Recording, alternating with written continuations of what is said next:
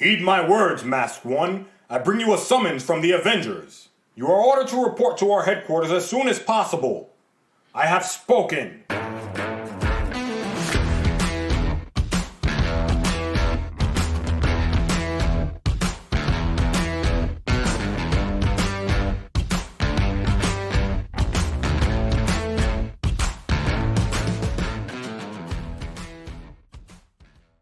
Welcome back and welcome to Season 2 of me and my friend Pete, another Donuts and Dimes production. The podcast where we explore all things the Amazing Spider-Man comic book series. I'm your host, Peter Parker's persnickety pal, Gerald. This episode we're covering The Amazing Spider-Man Annual number 3, To Become an Avenger. Make room on the crazy train because we've got a brand new Parker pal. Me and this guy go back like 4 flats on a Cadillac. Ladies and gentlemen, the one and only Booster! Welcome aboard, Boost, and as our crazy train grows, so does Spidey's notoriety, because in this annual, the King of Swing from Forest Hills, Queens has been handpicked by the world's greatest superhero team for membership. The Avengers train keeps rolling too, so for a spotlight on the world's greatest super team, check out Season 1 bonus episode, Suit Up. And if we've got superhero guest stars, you know we're going to have, as the late great Bernie Mac said, a misunderstanding. That's Spidey versus Cap, Spidey versus Iron Man, Spidey versus... Look, it's a 6-on-1 with the Great One, and before Spidey can even catch his breath, he's got a round 2 with the biggest, meanest, greenest hero this side of Gumby. Gumby wasn't it? Shut it, you! And we've got me! We've got you, we've got... No further ado, we've got the Amazing Spider-Man Annual number 3. To Become an Avenger, guest starring the Incredible Hulk. Somebody's getting punched in the face! Let's swing! Me and my best friend Pete, old adventures, new critiques. He spins webs, I spin yarns, kinda kooky, be forewarned. Look out, it's me and my friend Pete. The credits. The writing on this one was done by Smiling Stan Lee, layouts by Gary John Romito, pencils by Donnie Heck, inks by Mercury Mickey DeMeo, and lettering by adorable Marty, it's in the name, Semek. The cover. The cover of this one sees a midnight blue banner with goldenrod lettering, King Size Special. And beneath this, we've got the Amazing Spider-Man in Spidey costume red with midnight blue shadowing his name atop spider's webs as usual. And beneath, we've got chaos. We see the mighty Thor, his silver helmet atop his head, golden locks flowing beneath it, blue sleeves his shirt with 6 symmetrical orbs running down each side of his chest, SJB tights, goldenrod boots and belt, arms bigger than Arnold's, his left hand gripping his mythical hammer Mjolnir as he flies from the background towards the front. We see Iron Man in his red and goldenrod armor swooping in opposite Thor, both arms raised, headed towards the front. Beneath him, we have Hank Pym, former Ant-Man, currently trapped in a semi-giant form he's taken to calling Goliath, in a very unflattering costume of SJB blue and goldenrod gloves, hero underwear and boots, both fists clenched, his left arm raised, racing towards the front. Stage right. I just want to point out, this dude's got on black sunglasses with yellow tint. There's nothing I like about this Goliath costume. But hey, he took a chance. And stage left we see the Star-Spangled Avenger, Captain America, racing forward in his classic red, white, and blue, right hand raised, his mouth agape. You guessed it, racing towards the front with that iconic shield strapped on his left wrist. Behind him, one of my favorite Avengers, Clint Barton, aka Hawkeye, aka the guy who doesn't miss. He's got on his royal purple shirt, winged mask with embroidered H above his eyes,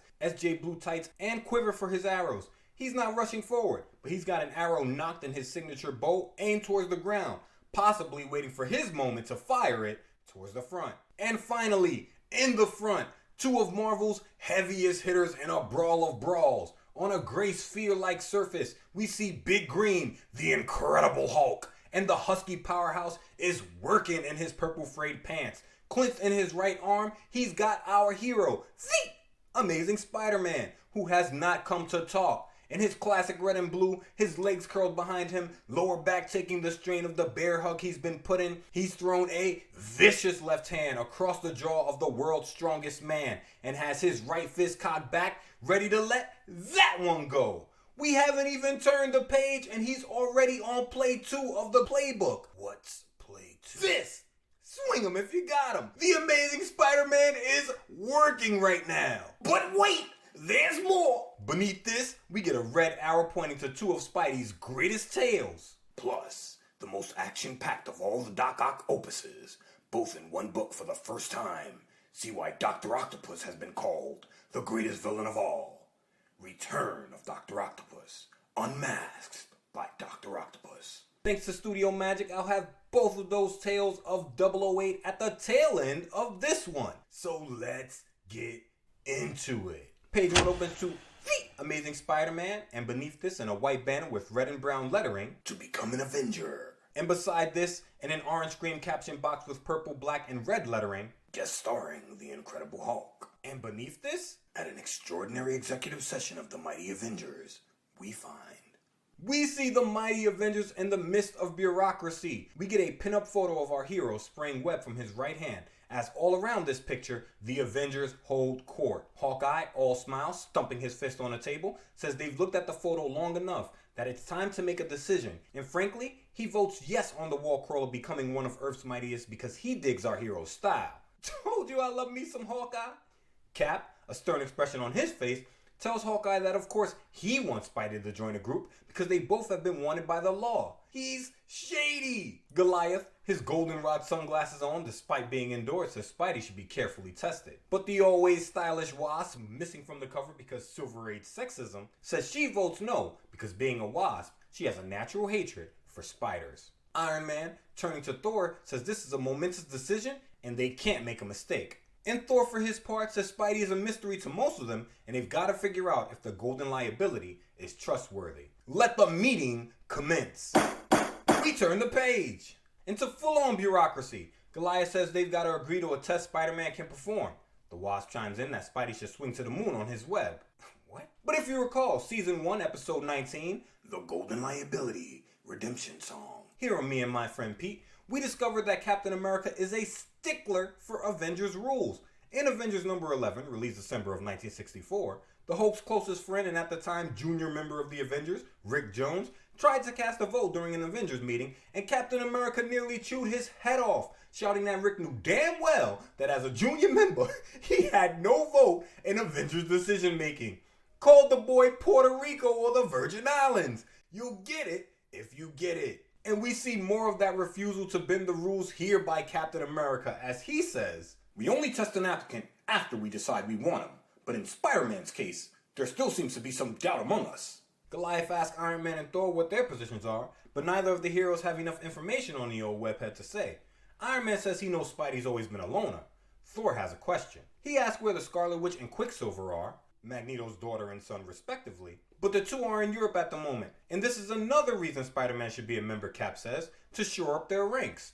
Thor, tired of going around in circles, shouts that it's time to conduct this meeting with true Avengers discipline, that there needs to be a chairman in charge. Iron Man says it's Cap's turn to lead, and you know Cap's always ready for his moment. He says before they test Spidey, they should learn a little bit more about him. Hawkeye agrees, and he says he's got the perfect hero to speak to about Spidey's character, someone who has fought with and against Marvel's golden liability. He's talking about Blind Justice, the Hornhead, the man without fear himself, Daredevil. In the final panel, the group, crowded around the table, are ready to spring into action in more ways than one. The Wasp, sex positive as always, wants to spring on Double D, wondering if he's as dreamy as people have said he is. Daredevil's a dreamboat, girl, you ain't wrong. Goliath, hating, tells her that'll be enough of that. The team decides to send Hawkeye and Iron Man to find the man without fear, before completely scrapping that idea on page 3, where we find Captain America and Goliath in front of a large golden-orange contraption lined with buttons, their backs to us as they poke and prod the device. The device? A high-frequency radio signal that Captain America is going to use to send a message to Daredevil in international Morse code. But if you know, Daredevil's a lawyer. Why would he know international Morse code? Is this just a thing that superheroes knew back then? Look, it's comic books. Let it go and come on. From off-panel, someone asked why they've never asked Daredevil to join the team. But of course, bureaucracy! No team member has ever proposed Daredevil join. Either way, a short time later, as the famous man without fear patrols the city's rooftops, we find DD in midair, arms wide, as fearless as his name suggests, in his ruby red costume. His right hand extended towards a cable, the city we know and love beneath him, as the radio waves from the Avengers broadcast fill the air and his senses. Powerful radio waves filling the air. It's a signal, to me, from the Avengers. Whatever they want must be important. Thus, moments later, we find Daredevil in the Avengers meeting room where the group starts talking like a hive mind villain. We appreciate you coming. To put it frankly, Daredevil, what we're after is information. Yeah, about Spider-Man. We have a request to make. Enter and be heard. Except for the Wasp, who's feeling frisky. I hope he's a slow talker. Daredevil, ignoring Ms. Van Dyne, gives his honest take on the King of Swing. More than a year ago, we fought side by side against the Ringmaster, and Spidey was as great a partner as one could hope for. More recently, I encountered him again, and he was stronger and more skillful than ever. If he's being considered as a potential Avenger, he gets my highest recommendation. DD's of course talking about the Avengers covered in Me and My Friend Pete episodes Spioncy and the Fleabag, and Delusions and Grandeur, and Swangin' and Clangin' and Bangin'. Cap, surely impressed, says that's just what they wanted to know. Then, after the sightless adventurer has departed. So Daredevil's gone out of there. He's got his own things to deal with. And if you are not reading the current run of Daredevil, you are missing out. It is, you can say it, amazing! In the final panel, Cap, pointing what can only be called a holier-than-thou finger at his team, shouts, I vote that Spider-Man qualifies to be tested for membership in the Avengers. And the team votes. Hawkeye votes yes. Then the Wasp, spider prejudices aside, votes yes as well. Goliath, proud of his bay, votes yes as well. And so says the Thunder God. That's 5 yes votes. The final vote is the always almost villainous Iron Man, as he says, Good, then I'll make it unanimous. The Amazing Spider-Man, a unanimous decision to join Earth's mightiest heroes. And let's be clear, he will bring some much needed star power here in this real world you and I are living in. Most Avengers, Thor aside, didn't have successful solo runs like Spidey was having during this time. In the 616 universe, he may be considered a scrub, but in the Silver Age, in my humble opinion, the Avengers were the scrubs in our real world universe who couldn't move units alone. Think about it. Spidey, Daredevil, the good Doctor Strange, they weren't a part of any super teams because they were pulling their weight in the real world. Again, I could be wrong, but damn near every other hero around this time was clicked up. And if you check their individual numbers, you'd see there was a reason for that. Back to. And so, the quest begins. 4 opens to Thor gripping the leather strap of his enchanted hammer as he hurtles above New York City, shouting in ye old English as he's wont to do despite being a Norse god. If Spider-Man is anywhere in this sprawling, teeming, bustling metropolis, then by the bristling beard of Odin, by the golden gates of eternal Asgard, Thor shall find him. Others too take up the search for Spider-Man, though not necessarily with the same grandiloquence as the God of Thunder. We see Hawkeye on his flying golden motor scooter next. He's rocketing above the city, and he's monologuing, giving the game away. Cap was right. I guess I do kind of identify with that masked web slinger. He's always in trouble with the police, or someone, just the way I used to be. And yet, I get the feeling that Spidey's a guy you can trust with your last sawbuck. A sawbuck is a $10 bill in slang. Or a sawhorse, just to be thorough. In the final panel, the Golden Avenger Iron Man is rocketing above the city, a large purple whoosh sound effect coming from his jet boots as he monologues. Giving the game away? Giving the game away! Since Thor and I are unable to devote full time to the Avengers, Spider-Man could be just what they need, but there's no telling what his answer will be, if we manage to find him. On 5, the Wasp and Goliath, known for loving a good crowd reaction, are sauntering down Main Street. There are no main streets in New York! Either way, Goliath, stuck at 10 feet tall, and the Wasp, at a little over 2 inches, are traipsing through a crowd of onlookers filled with blondes, brunettes, redheads, a sandy-haired photographer, and one beat cop, losing their minds over Marvel's most spotlight-obsessed duo. Look, it's Goliath. But who's he talking to? Must be the Wasp. There, she's flying around him now. Look at the size of him. It's impossible. Move along, Avenger. You've got traffic stalled from here to Times Square. Hey, Seymour, bring me a hunk of paper. I want to get his autograph.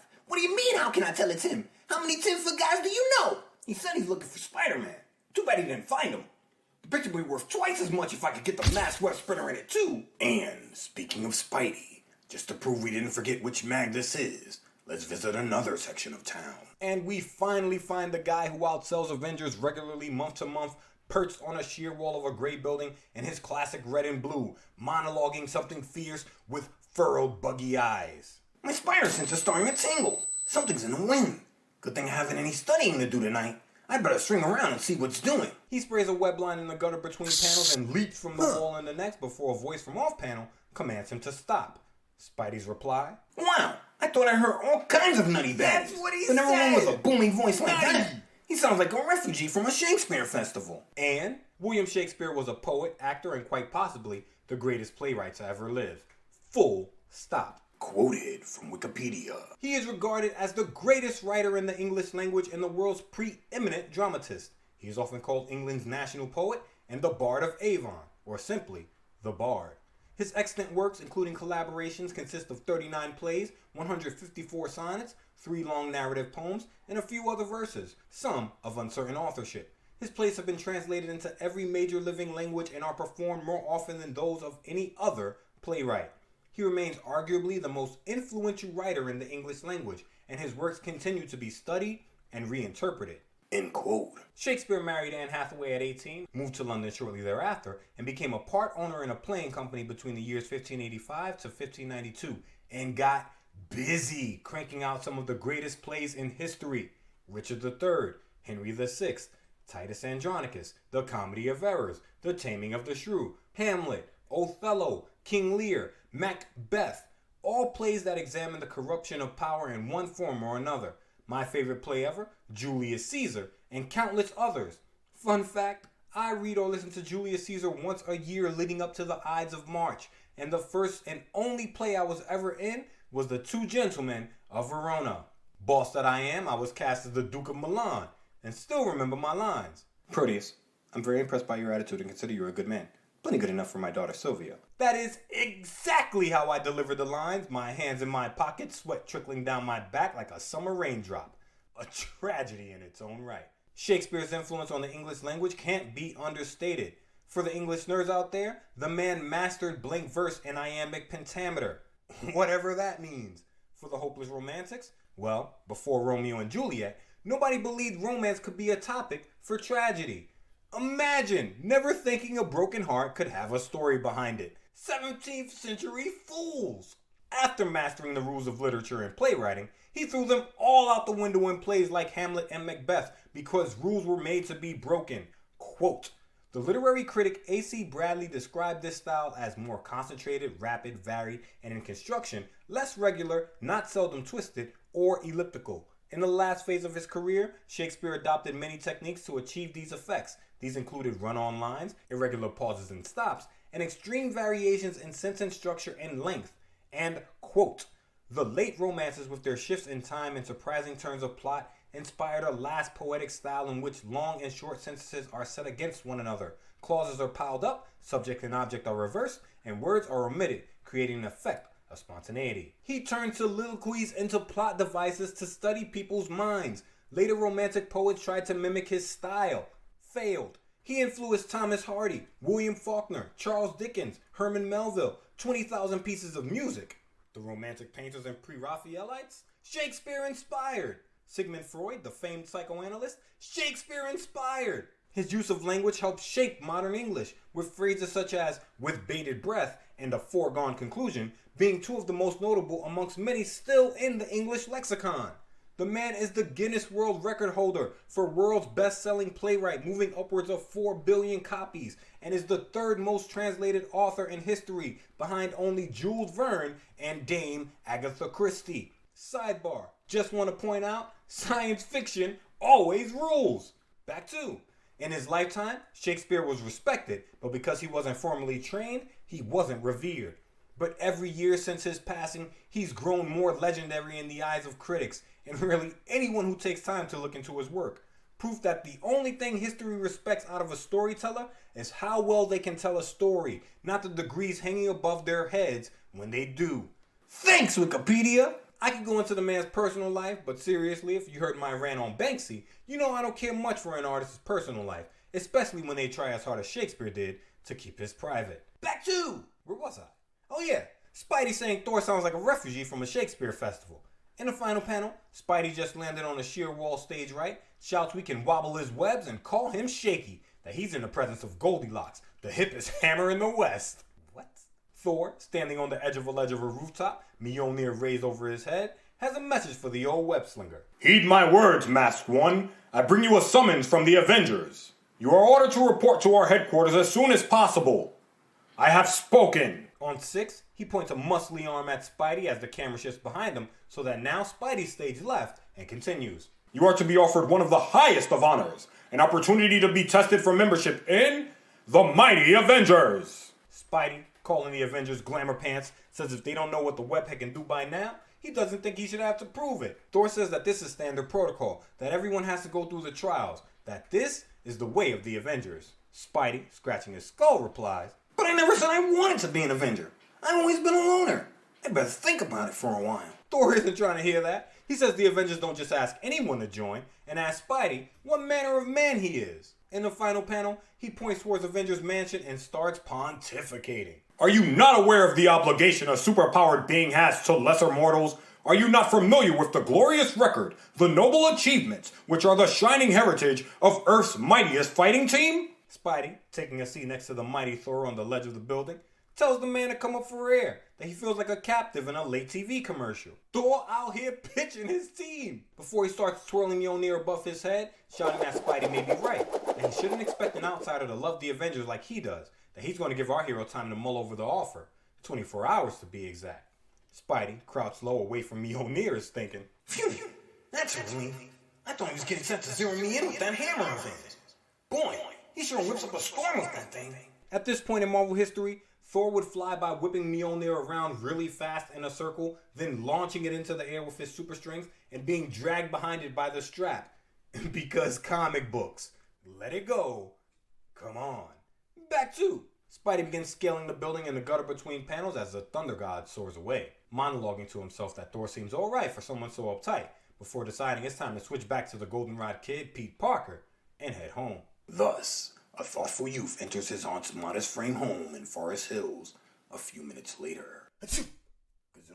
We see the Goldenrod Kid, Pete Parker, in his SJB blazer and slacks, white collared shirt, the top button open. He is comfy. Entering his Forest Hills home where we find May sweeping the vestibule and style flaring. She's in a purple smock, matching kerchief tie, and orange dress. As Pete wonders how joining the Avengers would affect the Queen of Queens, May says she has a favor to ask of him. Of course he says, anything at all. May drops the ask. Dr. Bromberg wants me to have a new medicine, but I didn't feel quite up to walking to the drugstore. Pete, a look of concern on his face, takes his prescription from May before she can even finish her sentence, saying she shouldn't have to exert herself and he has no problem getting the prescription for her. May, watching Pete walk off with hunched shoulders in the final panel, says she doesn't know what she'd do without the dear boy, while Pete stops in front of his tarp-covered motorbike, thinking, Do I have the right to always think of myself when Aunt May needs me? She's old and ill, and I'm all the family she's got. But Pete doesn't know the perks of being an Avenger. She would get to live in Avengers Mansion, be protected and cared for by the Earth's mightiest heroes, with great medical insurance for all the strokes and heart attacks, and have someone around her age to converse with in the form of Jarvis. But wasn't there the whole disassembled... Shut it, you! We turn the page and we're on... The Infinity Page. Page 8. Just in time to witness Pete rumbling down the street on his cherry red motorbike, still lost in thought. And yet, if I did become an Avenger, it could mean a new life for me. Even someone like Jonah Jameson would have to treat me with respect. This is not true. JJ hates all heroes. He wouldn't give Captain America himself a pass if given the opportunity. Reaching the pharmacy in the gutter between panels, Pete places a hand on his forehead and leans on the counter, thinking like a man after my own heart. But as a loner, I can pick my shots. Nobody orders me around. Nobody can send me out on a mission when I should be home studying or looking after Aunt May. Pete's his own man. He doesn't want to punch a superhero clock at Spidey. But let's be honest, we've seen Spidey in action with a super team in Season 2, bonus episode Semi-charmed. And all through the Way Here section, the Avengers were supremely annoyed he was in their presence. They can't see the guy's greatness because he can't shut up and just let his fist do the talking. I still crack up thinking about his comments on the Scarlet Witch. Namely, Plus, she married a robot. Blink stares. What? The Vision is a robot. Blink stares. If I married a robot, you don't talk about me behind my back. And scene. Anywho, there's a reason Spidey rides Stag into combat. Namely, he's annoying. When Mr. Wilson, the pharmacist, tells Pete he'll need a few minutes, Pete says for the man to take his time, that he's got a lot of thinking to do. And he does. The camera shifts to outside of the pharmacy where we see Pete's hand on his chin staring out of the window as a man in a lavender suit walks by the shop from stage left to right, gripping the suitcase towards Pete's parked motorbike. If I may ever learn that I'm Spider-Man, the shop might kill him. And if I join the Avengers, it might be harder than ever to keep my secret, because I'd be more in the public eye than ever. Great points! He grabs a prescription in the gutter between panels and is zipping past the blonde in a full-length coat in the next panel, still lamenting his situation. Rats! Who needed a problem like this? Just when things were beginning to look up for me. I finally got my cycle, the kids at school seemed to be getting friendlier. I thought I really had it made. Finally. Back at home, Pete delivers the medicine to Aunt May, who tells him he looks tired. Popping his collar, Pete says he is, that he's going to his room for a while. But once the door closes behind him, Pete's tossing his blazer onto his bed and monologuing something fierce, stripping off his button-up to reveal his costume top beneath, looking positively heroic, his top lip missing in this amazing action shot. He continues. I must have been given my spider power for a reason. Thor was right. I do have an obligation to mankind. Even Aunt May would understand that, if she knew. And so, seconds later, Spidey's suited and booted, web-swinging high above the city we know and love. He's made a decision. He's going to the Avengers mansion to see what their offer is about. Fun fact, I may have mentioned it before, the Avengers mansion is based off of the Henry Clay Frick house, and I've added a picture of the mansion in the show notes. Either way, Spidey's at 89D 5th Avenue, Midtown. White brick mansion, you can't miss it. Shouting his head off. Here's their headquarters, the townhouse mansion that millionaire Tony Stark provides for them, rent-free. What a place. They sure know how to make super-heroin pay off. Well, hold everything, world. Here comes Spidey. And then, a scene that shall live forever in the hearts and memories of Spidophiles everywhere. The first official meeting of the mighty Avengers and your friendly neighborhood web spinner. And on 9, we get a full-page spread of the world's greatest hero meeting the world's greatest super team for the first time. We've got Iron Man stage right, a step behind Captain America, who's smiling with his right hand extended, his shield in his left hand at his side. A step behind him, a smiling Hawkeye. We've got Spidey dead center, his back to us, his left hand raised, the Wasp facing him next. Goliath towering behind her, his left hand towards the ceiling, the only person not smiling. He's hating. And finally, Thor, stage left, a smile on his lips as he claps Spidey on the right shoulder with his left hand, and there are caption bubbles everywhere. Welcome, Spider-Man. As acting chairman pro tem for this monthly session, I greet you in the name of the assembled Avengers. And now I'd like to introduce you to the others of our team. If you can't recognize us by sight, Cap, then he's not the man we're looking for. Needless to say, I'm Goliath. I want to wish you luck on your tryout with us, fella. Personally, I hope you make it, and I'm sure the Wasp echoes my sentiment. Don't lay it on too thick, Blue Eyes. Spider-Man will never be my favorite person, but I'll reserve judgment till later. The name's Hawkeye, mister, and as far as I'm concerned, you're a shoo-in for approval. Quicksilver and the Scarlet Witch couldn't be with us today, but that won't affect our decision. Even without them, we have a quorum, which is all we need for official actions. I bid you welcome, Spider-Man. We meet as strangers, but 'tis my hope we shall soon become fighting allies. Spidey, not used to being greeted with this much love by people in costumes, says the absolute wrong thing, of course. Wow, you all sure come on strong. But he's not wrong. On 10, Spidey used to swing in first, asking questions last, asked a question about swinging first. Okay, I'm ready for my test. Who do I fight? My man wants all the smoke right away. Hawkeye, as game as it gets for a man with no powers and his bow nowhere in sight, shouts that he wants first dibs, that he's been hoping for some action around here. Cap, separating the two with his arms wide, shouts that this isn't that kind of test. The group make their way to the Avengers round table, and except for Goliath, Cap, and Spidey, take seats.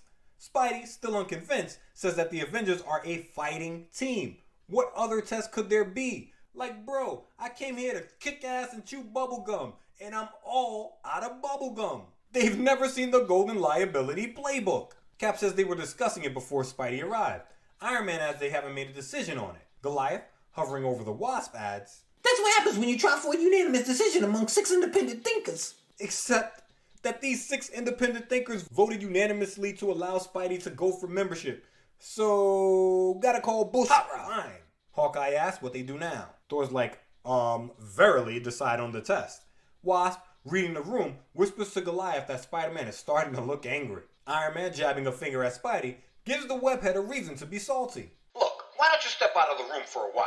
We'll be able to think up a test for you faster if you're not breathing down our necks. Spidey, reasonably, snaps. Jabbing a thumb at himself, he screams, "Now hold it, Shellhead. I'm not some nobody who walked in here hand in hand for a handout. If you don't want me to join, say so. I'll promise not to cry." Thor tells Spidey to shut up and calls him a neophyte. Translation? A novice. Spidey chides himself in his internal monologue, thinking that because he was so worried about Aunt May, he did the one thing he didn't want to do.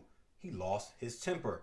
The Avengers all spring from their seats in the next panel. Cap and Thor, the only 2 Avengers who could possibly restrain Spidey, holding him back. Cap orders the webhead to simmer down, while the Wasp lets all her hate for our hero out. "I told you he couldn't be trusted. Look how fast he started to flare up." All the kid did was jab a finger at himself, and the Avengers lost it, not Spidey. In the final panel, Cap, still holding Spidey back, tries to plead the Avengers' case. "Let me explain how important our tests are. Their purpose is to determine your power, your loyalty, and your ability to think on your feet. Fast." But Spidey isn't trying to hear it. "It still sounds nutty. That's what I make as good an Avenger as anyone here." Hawkeye, from off panel, has heard enough. "Oh yeah?" Pointing at Spider-Man with a scowl on his face to open page 11, he shouts, "I'm the one who wanted to vote you right in. But no webhead is going to try to put the Avengers down, not when Hawkeye's around." and instead of thinking he may have gone too far, Spidey's thinking, "Maybe this is the test. Maybe they want me to get mad." "Well, if that's the case, I sure won't disappoint them." Translation? It's not that he's gone too far, he hasn't gone far enough. And we got action. Cap shouts, "Look out!" as Spidey breaks free of his grip, lunging across the table towards Hawkeye. Iron Man chimes in. Be careful, stay back. Don't forget his spider strength. Thor, "Desist!" but Hawkeye ain't soft. He tells everyone to stay back. He wants this action. Again, this man's got gumption. His bow is still nowhere to be found. And Spidey's gonna give the man all he wants. Crouched on top of the table now, Spidey lines up Hawkeye's jaw with his right hand out and pressed against Hawkeye's left shoulder and raises his left arm to hammer fist the purple-clad Avenger, the elbow of his arm knocking Iron Man back at the same time. Cap throws a hand on Spider-Man's shoulder, shouting for Spidey to calm down, telling the King of Swing that he's wasting time.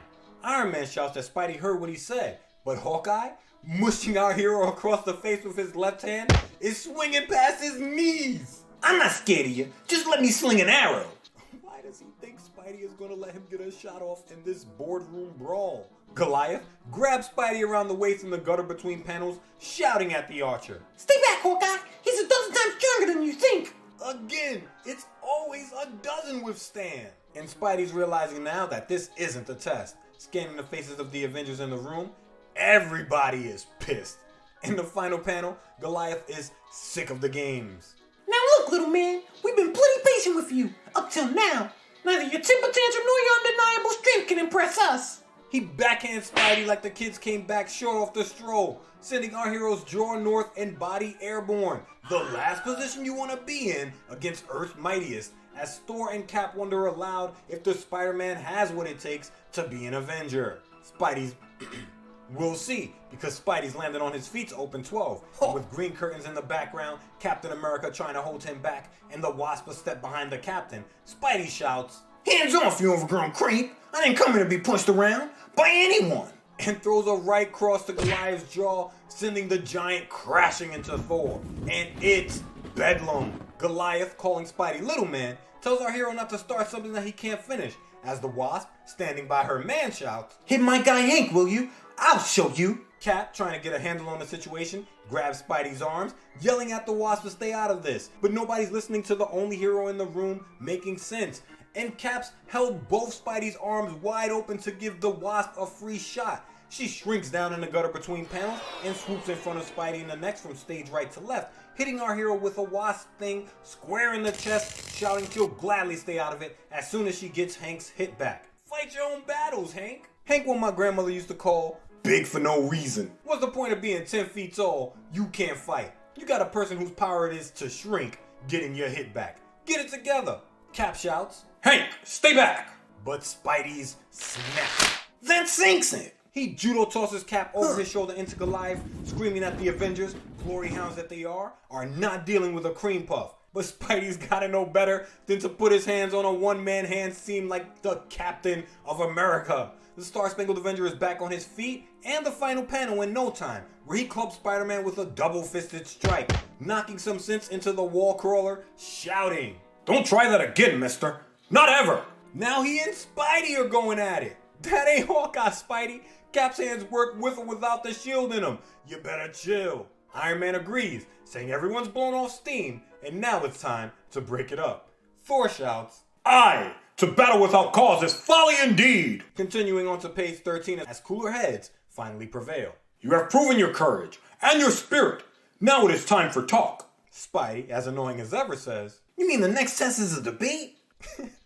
Thor, in a syntax that begs to be mocked, replies, Do not mock me, newcomer. Such action is most unwise. Iron Man, the only one who didn't try to take a swing at the spider, says he's figured out a test for our hero. The test? The Hulk's been seen in the city. Cap says that's perfect. The Wasp is like, can you be more specific? What does that mean? Captain America takes over. His shield back on his arm from who knows where, says they've all been too busy to go after the Hulk themselves, and Spider-Man can bring the green-skinned bruiser to them. Hawkeye says that's a lot to ask, even of Spider-Man. Even through all their beef, he still respects our hero. I like this Archer. Wasp, hating, says Spidey's sure to fail. Captain America explains the Hulk is the strongest mortal on planet Earth, that Spidey's not expected to overpower the Hulk, just find a way to bring him to Avengers Mansion. Spidey, all confidence, replies, Shucks! I thought you were gonna ask me something hard. Just air out his cage, Dad. I'll bring him back purring like a kid. call this man Dad. Swinging 60s lingo from the king of swing himself. When the captain tells Spidey not to forget about the Hulk's matchless strength, Spidey tells Cap not to worry, that he's going to tie some webbing around his finger. They walk out onto a rooftop ledge in a gutter between panels, and Spidey, leaping from the ledge, is going to get right to business. Promise not to lean on him too hard when I bring him back, group. The Avengers, watching our hero spring into action, talk amongst themselves, Goliath pointing out that they haven't said why they needed the Hulk. They have the King of Swing going after the angriest man on Earth and haven't even told him why past they might let him become an Avenger. When Cap shouts this bit of news out to Spidey, it's too late. But Thor says they can explain later. Right now, the test has begun. Spidey's trying to figure out how to do this little thing. From what I know of Whole Greenskin, I shouldn't have too much trouble. If he's as dumb as I've heard, I'll figure some way to trick him into defeat. But this kid's got a short memory, because if you recall, way back in ASM number 14, The Grotesque Adventure of the Green Goblin. that's Just deserts. Here on Me and My Friend Pete, Spidey battled the Hulk in a cave in the middle of New Mexico and came away with what can only be described as a stalemate. When he punched the Hulk as hard as he could, he damn near broke his hand. When he tried to web up the Hulk, the Green Giant tore through the webbing like tissue paper. So this won't be an easy task, despite Spidey's amnesia. But the kid's got grit and he always commits, and he was bit by a radioactive spider. So, you can say it. Spidey's on the prowl. Minutes later. We find Spidey sticking to a sheer wall of a New York skyscraper to open 14, the city we know and love sprawling out before him in the midday light, thinking that even with his spider sense, which he's trained on more than one occasion to act as an antenna, New York's still a big city to cover. He heads to a nearby rooftop, shining his spotlight in the dark corners there. No dice. He web swings into the next panel shouting. If I were the Hulk, I'd have skipped town by now. Especially with the Avengers after me. But a glimpse into the future, the Hulk's taking on not only the Avengers, but the Fantastic Four and the Inhumans at the same time, wrecking them all. The Hulk may be constantly running, but that's only because of the devastation he causes when he sets his feet. Back to. Finally, hours later. We find Spidey clinging upside down to a sheer wall of a limestone building just above a window where warm yellow light is sneaking through the blinds. He says web swinging is thirsty work, but he can't go to a soda fountain in his costume. Crawling down the side of the building and into the next panel, we see where Spidey decided to go as he stares through the open blinds at the back of the head of the miserable magnate himself, J. Jonah Jameson. So we're at 39th Street, 2nd Avenue, Midtown, limestone building. You can't miss it. JJ's facing us, a lit cigar poking out of the corner of the right side of his mouth, as usual. his powder blue tie loose, top button of his collar open, probably staring at the puzzle that will be the next cover of the Daily Bugle, when Spidey gets right to his favorite pastime, needling the Bugle boss. Hi there, Chuckles. What's the good word? Of course, JJ loses it. That voice! The voice I hate most in the whole wide world! Spidey, crawling through the window without Jay's permission, flips right side up in the gutter between panels. JJ throws both arms up, fists shaking, apoplectic as they would say. But Spidey puts a hand on his chest, calm as a summer breeze. Please, don't embarrass me with a 21-gun salute or a brass band. Just pretend I'm not even here. When JJ tells him to get out of his office, Spidey starts treating the tycoon of tirades like Lassie telling Timmy someone's stuck in the well, asking if Jameson's trying to tell him something. JJ storms towards his desk and lifts his receiver to his ear, his left arm to the heavens, throwing his head back and is shouting in the background at his secretary on the other line. In this, our Panel of the Week. Police! I want the police! No, Sergeant! I don't know what their proper area code number is. Blast it! I got Spider-Man in here! No, I don't want the number of an exterminator! While Spidey?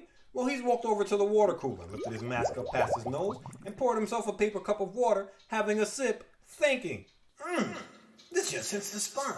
my man is chillin'.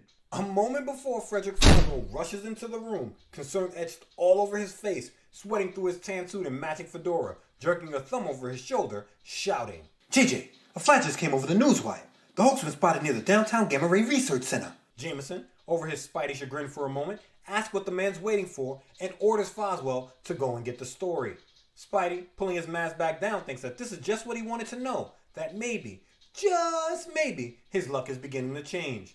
Great strategic move by Spidey, hanging out at the Bugle for information, pretending to come just to harass JJ. The kid's thinking like a detective, or a Man of Steel on the other side of the big two. In the final panel, as JJ puts a hand on Foswell's back, forcing the man out of his office, screaming, If you come back empty-handed, Foswell, I'll demolish you! Move, blast it! Spidey, leaping back through the open window, is thinking, Hope Jonah won't mind me leaving without a fond farewell. I know how sentimental he is. Foswell and Spidey are on the move. On 15, Spidey's arrived at the Gamma Research Center in maybe a minute, chiding Foswell privately for having to use a taxi. The guy won't get here for another 15. A moment before, The old Spidey sense is starting to tingle. That means danger somewhere below. he descends upside down on a web line into the next panel beside a wall with a large yellow sign that reads, Gamma Ray Research Center. his Spidey sense still buzzing. Spidey's thinking, The closer I get to this alley between the lab buildings, the stronger I feel it.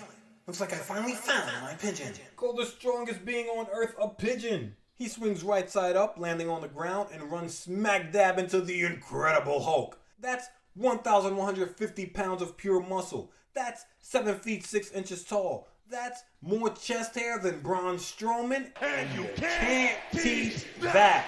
Both men crouch low. Spidey shouts, Hi, Honky Boy. Long time no see. thinking that the man monster doesn't remember him.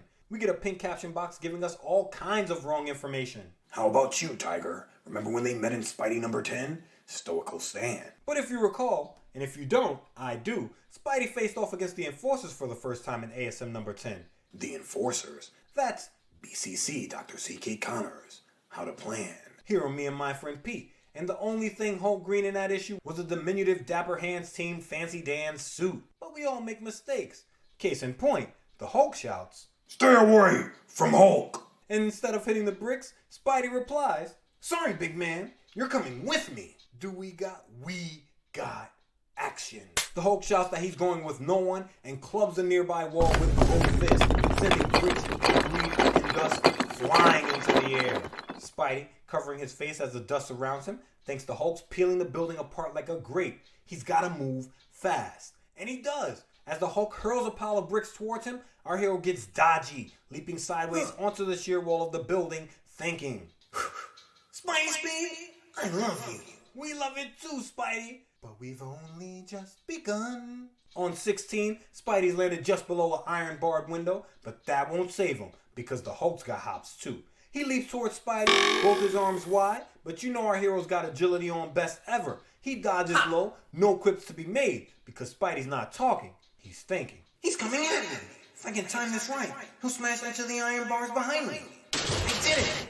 That'll slow him up for a while. But Spidey's wrong. The Hulk crashes through the iron bars just as easily as he destroyed the wall, with nary a grunt. landing on his right knee and shoulder inside of the building in the next panel. Spidey, most of his body in darkness as he follows the Hulk through the window in this stunning panel, thinking what most people who've seen the Hulk's strength in action are thinking. What can it feel like to be that strong? To him, the whole world must seem to be made of paper mache. But Spidey's got a job to do. But anyone can be beaten if you find his weak spot. And before the Hulk can regain his balance, our hero, sailing across the room through the air in the gutter between panels, drives both his feet into the Hulk's left thigh in the next, trying to get the bruiser completely off his feet. For all the good it does, the Hulk eats the blow, grabbing our hero around the waist in a bear hug, threatening to crack Spidey's ribs. And it's to note that this is that cover action shot, but there are no Avengers around. So now I'm thinking the Avengers were trying to save Spidey, but they're nowhere to be found. Our hero is on his own. And as for weak spots, Spidey, a fistful of the Hulk's hair gripped in his left hand, realizes something very important. The only trouble is, this bozo doesn't have a weak spot. In the final panel, summoning every bit of strength he can muster, he throws 2 judo chops. There are no chops in judo! Fine. He throws karate chops to either side of the Hulk's head, connecting with the man-monster shoulder blades, screaming. Okay now, let go! They may not be much, but they're the only ribs I've got. On 17, the Hulk stage right hurls Spidey away from him, pissed off. Why do you fight Hulk? Same as everyone else. Everyone chases, attacks, tries to kill me. Spidey, crashing into crates and boxes stage right, thinks the Hulk's right, that Green Jeans didn't go looking for a fight, and even if Spider-Man did, and he did to be sure, My double karate chops didn't even hurt him. He tossed me away like I brush off a mosquito. he cannot hurt this mammoth of a man. But he's already known this since that New Mexico desert. On one knee now, rubbing his head, Spidey's hoping the Hulk isn't taking this personal. But of course the Hulk is. You're attacking his person. He shouts, Hulk, do running. Now I fight back. He swings a right hook that Spidey gets low and dodgy to avoid. Wow! Even the breeze from that one would have finished almost anyone else. My man said the breeze could have knocked the person out. But the Hulk hasn't learned the first rule of fighting. Fist! Swing him if no.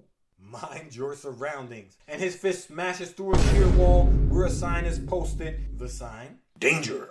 Gamma ray testing devices. There's a blinding flash of yellow light in the next panel, and the Hulk, in profile, is bombarded with radiation. Spidey wanted to bring the Hulk to the Avengers, not kill the guy, so of course he's screaming, Hulk, get away! You've broken through the gamma ray shielding wall. You're being bathed with gamma radiation. But a split second later, before Spidey's startled eyes, the Hulk's growing smaller. I think you mean shrink. Shut it, you! The Hulk's shrinking by the second, doubled over. He goes from 7 feet 6 inches tall to 6 feet. His skin getting paler and paler. His hair shifting from green to brown. His purple stretchy pants becoming looser and looser on him as the muscles usually stacked on each other shrink ever smaller. Before he's 5'9", 128-pound Robert Bruce Banner, genius extraordinaire. On 18, drawn by John Romita, we see Banner's kind of a hunk with his slightly tousled brown hair, and a build that is definitely not 128 pounds. Spidey, from off-panel, gets pious. Holy wobbling webs! Who are you? Banner asks what difference that makes, that he won't be himself for very long anyway, before answering the question. He says for the record, he's Banner, Dr. Bruce Banner. Spidey, always up on his subscription to 616 Scientist Quarterly, shouts that he's heard of the good doctor, that the man is one of the foremost atomic scientists in the Western world, but he doesn't understand how this genius could become a bird brain like the Hulk. Dr. Banner explains. That explanation once again can be found in the spotlight on the Hulk in the season 1 episode, Just Deserts. Here on Me and My Friend Pete. Spidey, realizing the guy is a victim of circumstance more than anything else, thinks the great Dr. Banner couldn't really be bad. Banner, for his part, is displaying signs of a death wish, asking our hero why he didn't destroy him when he was the Hulk, that things would have been better for everyone if he did. The two blanketed in shadow in the next panel in a pink background glow. Spidey replies, Destroy you? I was lucky you didn't make mincemeat out of me. But tell me, why do the Avengers want you? Banner says he doesn't know. The camera pulls in tight on his face as he continues, saying that when he shifts from Banner to Hulk, his memory becomes fuzzy, and it's hard to put the pieces together. In the next panel, Spidey turns his back to the good doctor, thinking with a hand to his chin. I don't get it. Doc Banner needs help, not punishment. Why didn't those costume characters send me after someone really bad? If we know anything, we know Spidey's got a soft spot in his heart for doctors turned monsters. And that's good, because Dr. Banner is doubling over once more. Feeling a change coming on, he orders Spidey to run while he still can, causing our hero to turn.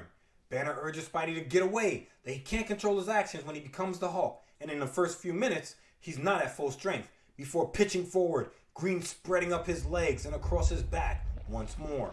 In the final panel, the biggest, baddest bruiser in the MCU is back, raising a cow leg-sized forearm and shaking a fist. The Hulk, not the most flowery speaker by a long shot, gives it a shot regardless. And then I am the Hulk! Ha! Weakling Banner is gone! Only Hulk remains! 19 opens with the Hulk lumbering towards Spidey, who right fist clinch thinks, Now's my chance. He told me himself that he doesn't attain his full strength for minutes after his change.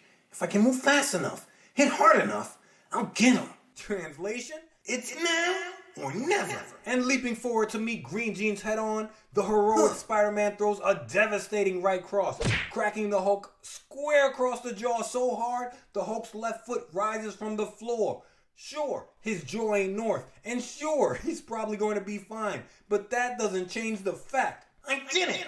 I staggered the Hulk! The Hulk now on the ground, Spidey gets busy spraying thick webbing around him to keep the Green Goliath down, shouting that when he doubles the webbing this way, he should be able to stop the charge of a bull elephant.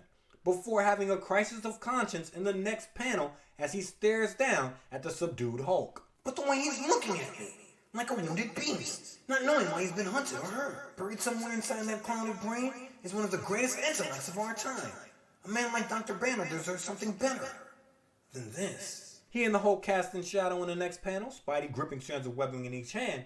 He goes on to think. I can't do it. I can't turn him over to the Avengers. Maybe I'm wrong. Maybe he should be their captive. But there's more to this poor tortured being than meets the eye. And I'm not putting myself up as judge and jury. I'm setting him free. But the Hulk's come to his senses, and whether Spidey decided or not, Hulk's going to be free. No one ties up Hulk! In the final panel, Hulk snaps through Spidey's webbing with no problem at all, shouting that he must be free. On 20, he swats Spidey away like a gnat, shouting that nothing, but nothing, stops the Hulk. Spidey, barely tapped from the blow, is lifted off his feet, shouting that he isn't going to argue with that sentiment. Translation? I second that emotion. The Hulk lumbers away, his shoulders slouched. Spidey leaps onto a sheer wall, staring at the world's biggest bruiser. His brain has no room for villainy. He's dazed, confused, like a child in the dark. He needs help, not hatred. Understanding, not punishment. I couldn't stomach myself if I kept pounding that poor tortured soul. If character was a character, it'd be the Amazing Spider-Man.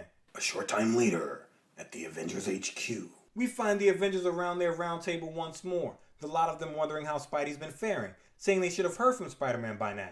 The Wasp, as salty as ever, says maybe the Hulk beat the King of Swing from Forest Hills, Queens. The group go back and forth, Thor saying they'll wait one more hour. In the next panel, Cap, probably still pissed Spidey judo tossed him into Goliath a few pages ago, says maybe Spidey's failed and is too embarrassed to show face. A moment before Spidey appears outside of the window, upside down, waving. He flips right side up in the final panel, the Avengers peppering him with questions about what happened with the Hulk. Where is the Hulk? Why did Spidey come back without him? But Spidey's already made his decisions. His answer? Looks like you gents will have to do your avenging without me. I couldn't even find that big green gloop. So, this is your friendly neighborhood Spider-Man signing off for now. Great power. You already know the rest. On 21, Spidey's gotten out of Dodge, leaving the Avengers to wonder amongst themselves about what went wrong. Iron Man says he can't believe Spidey's taking his failure so lightly. Thor says there's more to this than they know. He can feel it. The Wasp says despite hating spiders, she's still disappointed Spidey won't be joining. Goliath, his misogyny larger than his 10-foot frame, says he'll never understand females. Cap, both hands on his hips, tells the Avengers why they were looking for the Hulk, as if they don't know already that the poor brute needs their help. On the literal last page of the comic, we find out the reason. Sure, Spidey jumped the gun more than once in this one, but I'm still going to blame the Avengers for their poor planning. Before even reaching out to Spidey, they should have had all this sorted. They should have told him, hey, find the Hulk. We want to help him. Look at that bureaucracy in action, failing. Either way, we're here now. And finally, The guy taking this news the hardest is Hawkeye, who is really a fan of the Spider-Man. Or was. Scowling and side-eyeing at the same damn time, he shouts, "Maybe Spidey isn't all he's cracked up to be, like Jonah Jameson's paper says." Never meet your heroes, Hawkeye. Everybody knows that. In the next panel, we find our hero scaling a sheer wall thinking about his run-in with the Hulk, and we see he had a plan to get the Hulk to Avengers HQ. "I could have passed that test easily. With my superior speed, I could have kept taunting the Hulk until he followed me straight back to Avengers HQ. But I couldn't make myself do it. It would have been like leading a dumb animal to slaughter." That's a great plan. The next panel, we find the Goldenrod Kid, Peter Parker, as JB Blazer and Slacks walking along the sidewalk of his Forest Hills, Queens neighborhood, his head lowered, hands in pocket, as usual, lost in thought. "It's funny. I wanted to be an Avenger. Wanted it so bad I could taste it. And yet, I deliberately fumbled the ball. Well, maybe it was just fate's way of saying Spider-Man was cut out to be a loner." And perhaps in a way it's best that Peter Parker doesn't suspect the truth, that he doesn't know the Avengers wanted to help the Hulk, as much as he himself did. How is that for the best, caption box? Pete gets home in a gutter between panels, and when we find him next, he's sitting in a tan armchair with his back to us, facing the window in the den of his aunt's Forest Hills home as Queen May in her purple dress enters the room stage right, her hand just below her chin, worry on her face at the sight of her nephew. She asks if Pete's alright, and of course, offers him a glass of warm milk. I will never get over how disgusting the idea of warm milk is to me in my mind. I know it was soothing back then, or maybe still now. People still drink. Do you still drink warm milk? Maybe I shouldn't yuck your yum. Maybe I shouldn't, cast aspersions on your yum. My boy KD says don't yuck my yum, and that's what I'm doing with warm milk. I apologize. If you like warm milk, let me know in the comments. Actually, you don't have to. Back two. Pete says he's fine, just tired, but he's thinking. "One of the world's greatest fighting teams, and I threw away a chance to be part of it." He slams his fist onto a stack of books in the next panel, spiderwebs draping a neon pink background behind him as he continues his thoughts. "Why does nothing seem to work out right for me? Even when I win, I lose. But I'll keep telling myself that it all worked out for the best. And maybe someday..." He gets up from the armchair and makes his way to the window. Gripping a curtain with either hand, he stares out of the window, finishing his sad monologue. "I might even believe it. And we're out! If you're wondering why Spidey wasn't an official member of the Avengers for nearly 50 years, there's your answer. Our hero, as always, had too much heart. Love the action in this one. I especially love Captain America getting judo tossed. Anytime someone tosses Cap around, it's a little bit funny to me, even though he's one of my favorite heroes. The classic hero misunderstanding leading into a slugfest was a sight to behold. My favorite part of the whole thing being Spidey leaping across the table at Hawkeye. King of Swing didn't bring any proper. John Romita did a great job with these busy packed panels, stand the man as well with the story. I think it's hilarious that the Avengers' own bureaucracy led to Spidey getting a unanimous vote for Avengers membership and simultaneously was the reason the Spider-Man wound up not joining. I always wondered how Spidey came to know Bruce Banner and the Hulk shared the same body, and what an issue to find out in.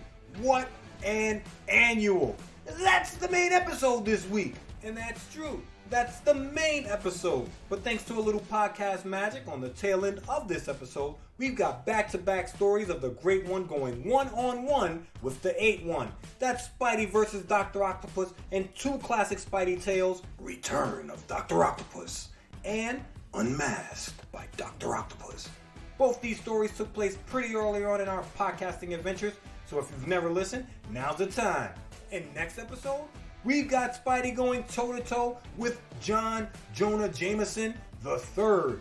Turns out those space borers weren't as harmless as we thought. Join us next time for The Amazing Spider-Man number 42, The Birth of a Superhero. the comic that introduces us to one of the greatest comic book characters of all time. If you haven't become a patron over on patreon.com/HSPP, methinks it's time you should. Patrons get exclusive access to Season 2 bonus episodes, the ability to vote on which bonus episodes are covered here on me and my friend Pete. But wait, there's more! If you become a patron before ASM number 50, you'll receive a special thank you gift for being a patron during Season 2. Let's keep these good times rolling. You won't regret it. If you got questions, send them to me in myfriendpete@gmail.com and I'll go digging for the answers. Follow us on Instagram at MNMFP_podcast.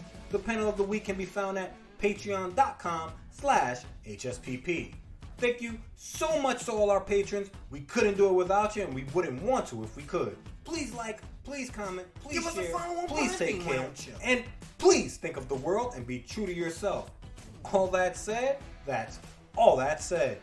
That dusty trails are calling, so there's no use stalling, and you know the tagline for the people. With great power, come on, baby. Gotta make sure you're being responsible. I'm out of here. Me and my best friend Pete, old adventures, new critiques.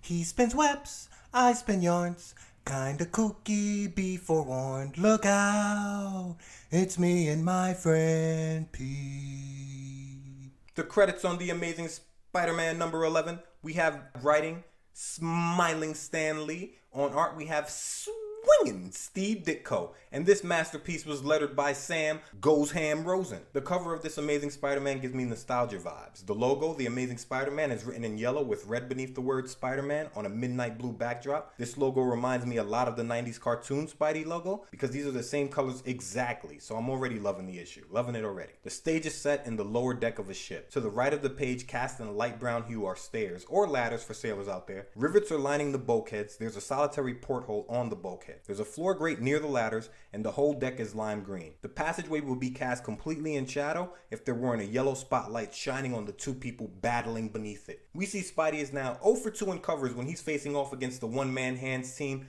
Dr. Octopus. In this one, we find Spidey sitting on the floor of the deck, his back pressed against the bulkhead. His right hand is pressed flat against the deck. He's staring up at Dr. Octopus, who, wearing a green turtleneck, SJBs, and brown loafers, is using 3 of his metal arms for balance on the deck and is lunging towards Spidey. He's holding Spider-Man's right wrist with his right hand, not a metal arm. Doc Ock was putting in work wherever he was because he is jacked. He's reaching towards Spidey with his left hand and his bicep is fighting to burst out of its sleeve. So he's put on some muscle. He's not kidding around anymore. On his face, behind his Wayfarer glasses, he's scowling beneath bushy eyebrows and a bowl haircut. His mouth is open in a dangerous sneer. His jowls are poking out. His double chin too. He looks crazed and I don't blame him at all. All those arms and Spidey still gave him the, "How you doing?" Doc Ock's free metal arm is curving above Spidey's head. This is a beautiful cover. There's a red screen bubble above them heralding the long-awaited return of Dr. Octopus. Behind Dr. Octopus, we get a pink caption box. It says, Turning point. See what happens when Spider-Man decides to reveal his secret identity to someone else. Will he really do it? Will this be the turning point of his amazing career?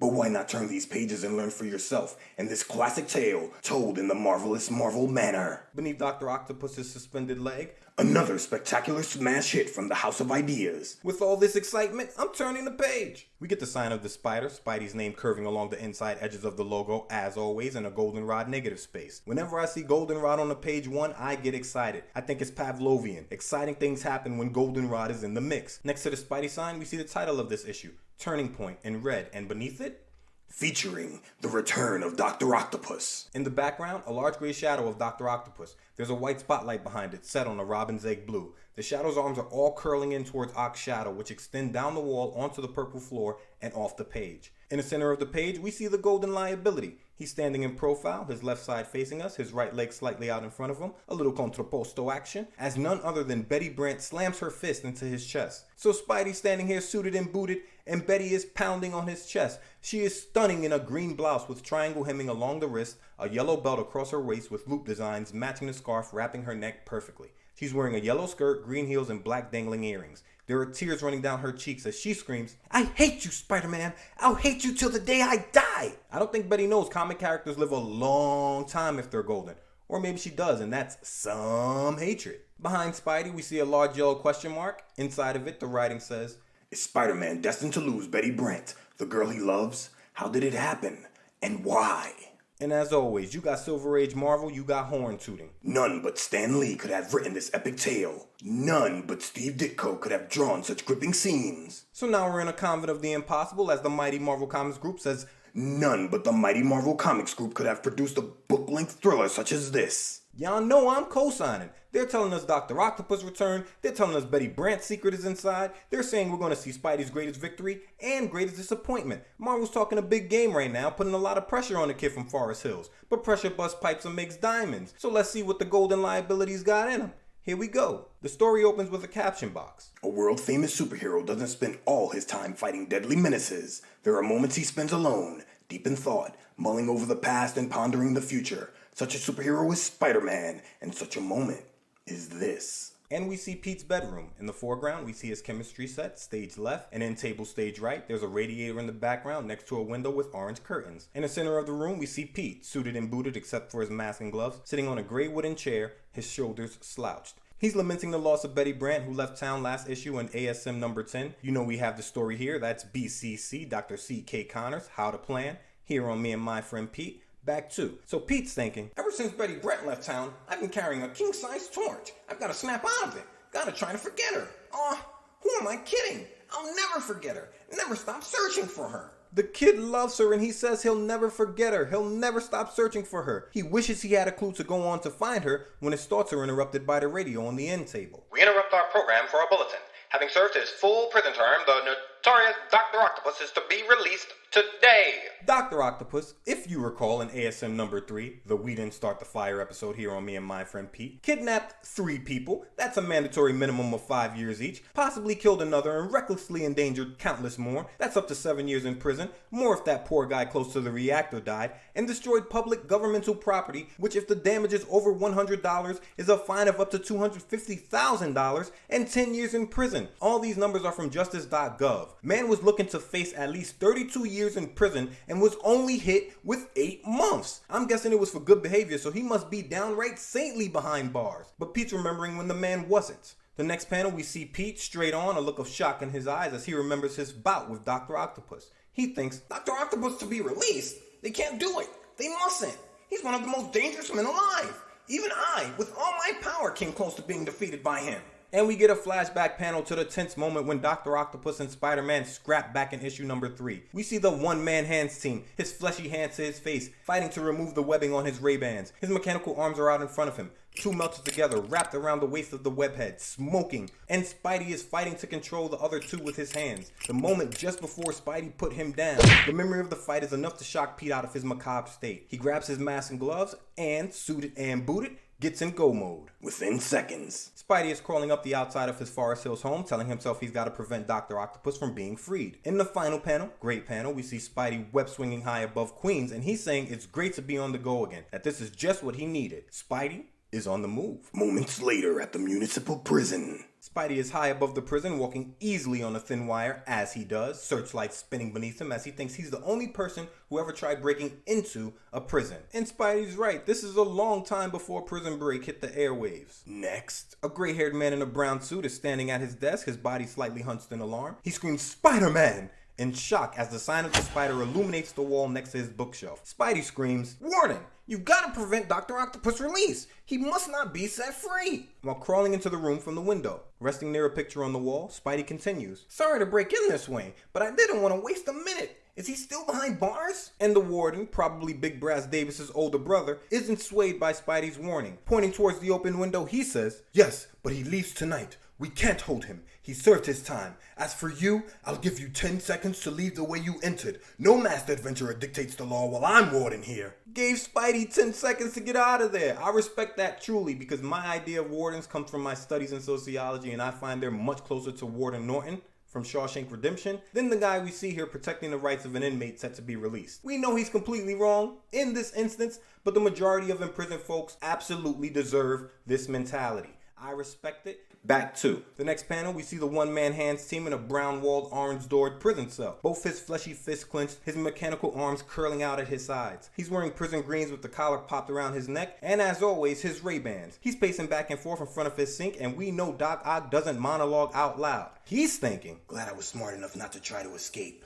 I knew I'd get time off for good behavior. Now they can't hold me any longer." The next panel, we see Doc Ock hasn't just been sitting idly around in his cell. Standing in a goldenrod negative space, he continues, "I was able to spend all my time improving my dexterity with my extra arms. I can use them so well now that I'll never be captured again." And he's not kidding. His fleshy hands on his hips, we see his metal arms working. Going forward, I think we should label them for storytelling purposes, so we'll call his right metal arms R1 for the upper, R2 for the lower, and his left L1 and L2 for the same. So the one-man hands team is standing here exhaling smoke from a cigarette held in R1 that was lit by a match with L1 as R2 holds a pack of cigarettes. He's showing a great amount of control here, and I know it doesn't bode well for the young web slinger, and Pete knows it too. Later, back home again, Spider-Man changes to his everyday identity as Peter Parker, teenage science buff, as he works on a peculiar device. And we see Pete at his workstation, hunched over, his Spidey costume still on, minus his mask and gloves. He's staring through a magnifying glass at a raised platform on his workstation. His left and right hands are holding what I assume are a soldering iron and tweezers, and we hear Spidey is taking no chances. He says, I guess the warden was right. A man can't be kept in jail longer than his sentence. Everyone deserves a second chance. But just the same, this little gizmo I cooked up will help me keep tabs on Doc Ock. Just in case. I don't personally like the idea of surveilling anyone, but Pete ain't the watchman and I trust his judgment. Great power. You already know the rest. Page 4 opens to a close-up of Spidey's new device. We get a great shot through the magnifying glass of a small metal spider, as Spidey from off-panel says it's a detailed replica of a live spider with a few adjustments. Namely, the transistorized circuitry he's included. Pete holds up a square device that has an antenna poking out of its face on the right side in the next panel. It's the size of the palm of his hand, and we see the antenna on it light up at the same time that the small spider he created now on the ceiling does. He says no matter where the little spider is, it'll send back coded messages to him that he'll be able to follow through his receiver. My people, we got the first appearance of the Spider Tracer. One of my favorite things about Doc Ock is he forces Spidey to keep pushing himself with his hands and his mind to new heights. Fun fact, Hank Pym, the original Ant-Man and one of the foremost geniuses in the Marvel 616 universe, believes Spider-Man is a hell of a lot smarter than he is because Hank Pym created the same device for his Ant-Man helmet at a much later age than Pete did at 15. Game recognizes game. Back to the next panel, we see Pete isn't wasting any time, pulling his mask down over his face, a smile on his lips at his own genius. He says now his only problem is finding a way to attach the Spider Tracer to Dr. Octopus, but knows Spidey can get it done. The next panel, we see the one-man hands team exiting the prison, a guard standing behind him in a blue uniform, wearing an SJB fedora with a black brim, a matching tie, and a beautiful JJP colored suit. Dr. Octopus is stepping back out into the world, fresh to death. Both his fleshy fists clench, he's walking past the guard in the background, and his mechanical arms are working. L1 is adjusting the fedora on his head. L2 is holding a cigarette out in front of him. R1 is buttoning his suit jacket and R2 holding his carrying bags. Octopus is not using his real hands at all. The police officer tells Dr. Octopus that he has talent, so it shouldn't be hard for him to land a job, as long as he keeps his nose clean. Otto Octavius, 008, has no plans on doing any of that. He thinks, a job. Do they expect me to become a working man like an ordinary, unimaginative weakling? Before I'm through, the whole world will tremble at the mention of my name. my man is doom monologuing in his mind. I love it. His internal monologue is undefeated. I imagine beneath that thought, he's thinking, I'm a whole different animal now. I was the foremost atomic researcher. What can I expect with the label of ex-con and these recidivism rates? The next panel, we see Otto Octavius walking towards a yellow car that resembles a 60s taxi cab. The driver of the car says they've arrived just like they promised they would in the letter. Octavius says good, he's anxious to get started. Spidey, suited, booted, and taking no chances, lands on the trunk of a nearby tree thinking he arrived just in time. He notices that the driver of the car is a girl and wonders who it could be. The next panel, we see none other than Betty Brant in the driver's seat. She's wearing a green trench coat with the collar popped, large white earrings, a yellow scarf, and white driving gloves. She has her head down in anger and disgust as Dr. Octopus climbs into the car, and the look on his face, the thirstiest. He's leering at Betty like he's never seen a girl before. Betty tells him to get comfortable because it's a long drive, while Spidey, off panel, is in complete shock. He hasn't seen Betty for almost a month, and now she's popped back up as the first man to give him a hard L chauffeur. I think pissed is an understatement. Shocked too. He thinks, It's Betty, but what's her connection with Dr. Octopus? In the final panel, the car pulls away from the curb towards the edge of the page, and Spidey gives chase through the trees. He notices that a map fell from the car and thinks that Betty is driving away too fast for him to follow. But Spidey's been inventing, and he knows that this is the perfect time to do some new product testing. 5 opens to a beautiful panel of Spidey hurling a spider tracer towards the yellow car, saying it's easy to get a perfect toss with his spider strength. And he's right. Does Spidey get the hit? Of course he gets the hit. And the next panel, we see the small gray spider stick onto the roof of the car above the rear passenger door. As the car speeds away from Spidey, the caption box above the next panel reads, And so, unaware of the strange object on top of the car, Betty Brant drives off into the night with her sinister passenger as our little cast of characters come closer to their date with destiny. Meantime, Spidey bends down to scoop up the map that fell from the car, and as always, he's giving the game away. He says, "It's a map of Philadelphia, and the car had Pitsy license plates. That must be their destination. Well, Spidey boy, it looks like you're gonna take a trip too. I'm gonna see this through to the end." Spidey boy's headed to the city of brotherly love, and that's good. I hear it's always sunny there. our scene now changes to the city of brotherly love, where we find an attorney visiting his client in jail. Or maybe not. We're staring through prison bars at two men in shadow talking in a cell. One, stage right, is wearing a green prison jumpsuit, much like Dr. Octopus's. The other, stage left, a light brown suit. The man in the prison jumpsuit says, "Well, Brant, did your sister do as I told her? I hope so, mister. For your sake." And the other replies, "Don't worry, Blackie. She's probably driving Dr. Octopus back to Philly right now. Betty wouldn't let me down." So this is Betty's brother. What has he gotten her mixed up into? In the final panel, we see the men named Blackie and Brant up close. Blackie is the spitting image of Groucho Marx in the movie Skidoo, but nothing here is a laughing matter. He grabs Brant, a blonde-haired, long-chinned man with large earlobes, by the collar and slams him up against the wall of the cell, saying, "She better not. That gambling debt you owe me is already past due, and you know what my boys do to Welchers, don't you, Brant?" And Brant starts flop sweating immediately. He says, "I know, Blackie. I've been your lawyer for too long not to know. I think this is great writing and art. This entire page, down to the precision of the lettering, is beautiful. SNS connection right now. Stan, Steve, Sam, working." Blackie lets go of Brant to open page 6, telling him he'll cancel his debt when Dr. Octopus breaks Blackie out of jail, and not a moment before. He tells Brant to get lost because he has some thinking to do. Brant, fixing his tie, doesn't wait around. We see him exiting the cell block, a guard holding a gate open for him in the next panel, as he walks with his head down, thinking to himself. We find out his first name is Bennett. So Bennett and Betty's parents had a thing for the double B names, I don't hate it, and Bennett was the top dog in his law school. He can't understand how he went from that to a stooge for the biggest mobster on the eastern seaboard. He thinks he just wanted to make easy money and realizes there's no such thing. Worse, now Betty is wrapped up in this dangerous entanglement. Lost in his own rueful thoughts, the gangland mouthpiece reaches his apartment to find... And we see Bennett open the door to his apartment. It's beautifully furnished. We've got a blue accent wall stage left, an orange wall in the background, a bulbous lamp in the foreground stage right. And in the center of the room, we see Dr. Octopus advancing towards Betty, all four of his metallic arms outstretched around her, R2 and L2 gripping her wrist as she backs up into the accent wall behind her. Dr. Octopus has gone from leering to intimidation. He says, "So, you don't think Dr. Octopus is good enough to talk to you, eh? You haven't said a word since we drove from New York." Betty wants no parts. She screams for him to stay away from her. She says she's done everything asked of her, and now she'd like to go, just as Bennett opens the door to the apartment. She screams, "Thank goodness." Bennett gets excited that Betty has returned before seeing the doctor gripping Betty's wrist. He screams, "Say, what's going on?" Dr. Octopus, unbothered by the lawyer, grabs him by the collar with L1 in the next panel and backhands him with a fleshy left. He tells Brent that he's heard he's spineless and doesn't make a move without Blackie's okay before telling the lawyer to follow him into the next room to talk business. In the final panel, we see Bennett grab Betty by the shoulders and she's clearly rattled. She asks, "Oh, Bennett, now that I've brought him here as I promised Blackie Gaxton, can't you leave? Can't you go somewhere and make a fresh start? Please." Bennett says not yet. Not till Dr. Octopus breaks Blackie out of jail. He promises that if he ever gets free of Blackie, he's going to pay her back for all she's done for him and make her proud.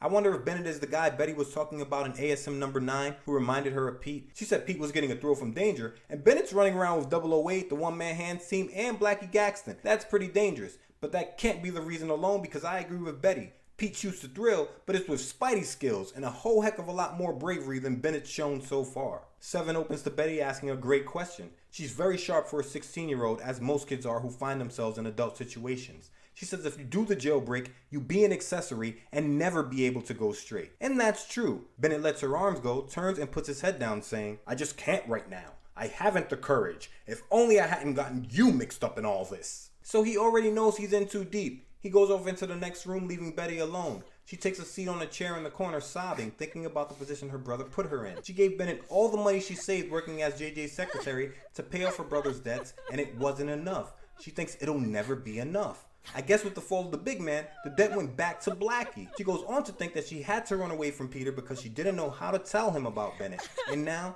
she can never return. She wonders where it'll end. Don't lose hope, Betty. There's a lot of story left. Speaking of the Goldenrod Kid, we get a caption box above the next panel letting us know that Peter Parker, the Goldenrod Kid, is planning to find her and figure out what's going on. We see him in the kitchen with Aunt May, just style flaring. He's leaning against the fridge in the kitchen in a light brown vest with black horizontal stripes, SJBs and brown loafers. He's wearing a white collared shirt with the collar popped. Everyone in this issue popping collars. It's going around. I like it. And Pete's talking to May, who's wearing a purple dress. So Queen May today with a pink frilly collar and apron. In her hand, she has a wooden spoon and a mixing bowl. I think May is baking a cake. Pete says, Aunt May, I'm thinking of taking a little trip this weekend. I've always wanted to visit Philadelphia and see the historical sites. And May says, do it. It'll do you good because you've been listless lately. She tells him she's sorry she can't go with him because she has a lot of things to do here at home. And Pete says he understands. He thinks she'd find it tough keeping up with the golden liability these next few days if she came along anyway. A few minutes later, after a jet from New York lands at the Philadelphia airport. I'm convinced Spidey just hits the ride on the outside of the plane. We know he can. We've seen him hang on to much faster moving vehicles, and there's no way he got to the airport, got a ticket, got through checking, and on a seat in a few minutes. New York nor Philly makes things happen like that. JFK is definitely not making that happen for you. LaGuardia is not making that happen for you. So Spidey's the ultimate hitchhiker. We see him web swinging above the city of brotherly love past Philadelphia City Hall, but there's no statue of the founder of Philly, the great William Billy Penn, on top. But maybe it was taken down for cleaning. Who knows? Shout out to Billy Penn. As Spidey swings by, you know he's screaming, giving the game away, and does he got a game ahead of him. He says, now all I've got to do is find Betty, see what her connection with Doc Ock is, make sure that he isn't causing any trouble, and be back in New York in time for class Monday morning. That's all. But Spidey works fast, and in no time at all, we see he's covered half the city of Philadelphia while he walks along a chimney stack. But no luck. He says it's a good thing he brought a full supply of wet fluid with him because the search goes on. 20 more minutes pass of Spidey swinging past rooftops before we see him swinging on a web line in the final panel in a goldenrod negative space. Around his neck, we see the small portable receiver for his spider tracer finally begin to activate. The tracer is somewhere nearby. I like this panel a lot. The webbing in this issue has begun to take a turn from just single strands to resemble more of how Spidey's webbing looks today. A little funky, a little all over the place. We turn the page and we're on The Infinity page. Page 8. Just in time to see Pete, SJB suit, tan vest, pop collar, find Betty on the Philly street below his girl Friday. He screams, Betty! Then it was you. I found you at last. And Betty, still in her yellow and green ensemble, turns hearing his voice. She replies in shock, Peter, you've been searching for me? I never dreamt. The next panel, Pete's on Broad Street and his feelings are over on front. Grabbing Betty's shoulders, he tells her he couldn't just let her walk out of his life. She means too much to him. And Betty, a slight smile on her lips, replies, oh, Peter, what a fool I was. I should have confided in you. Should have told you everything right at the start. I need you, Peter. I don't know where to turn. So it's reunited and it feels so good. And then, her trembling voice choked with emotion, Betty tells the boy she loves all about her brother, Blackie Gaxton, and Dr. Octopus. Beneath the street lamp, Betty tells Pete she had to drive Dr. Octopus to Philly. It was the only way to keep her brother safe from Blackie Gaxton. Pete tells her none of this is her fault, that Betty did all she could, and he's glad she confided in him because he has some good news for her. The next panel, we get Spider Pete. I won't call him Pete Rock because someone forgot to color in the black around his Spidey eye, so it's a little jarring. But Spider Pete tells Betty he's just learned that Spider-Man is in Philly to keep tabs on the one-man hands team so they won't have to worry about Doc Ock or Blackie Gaxton.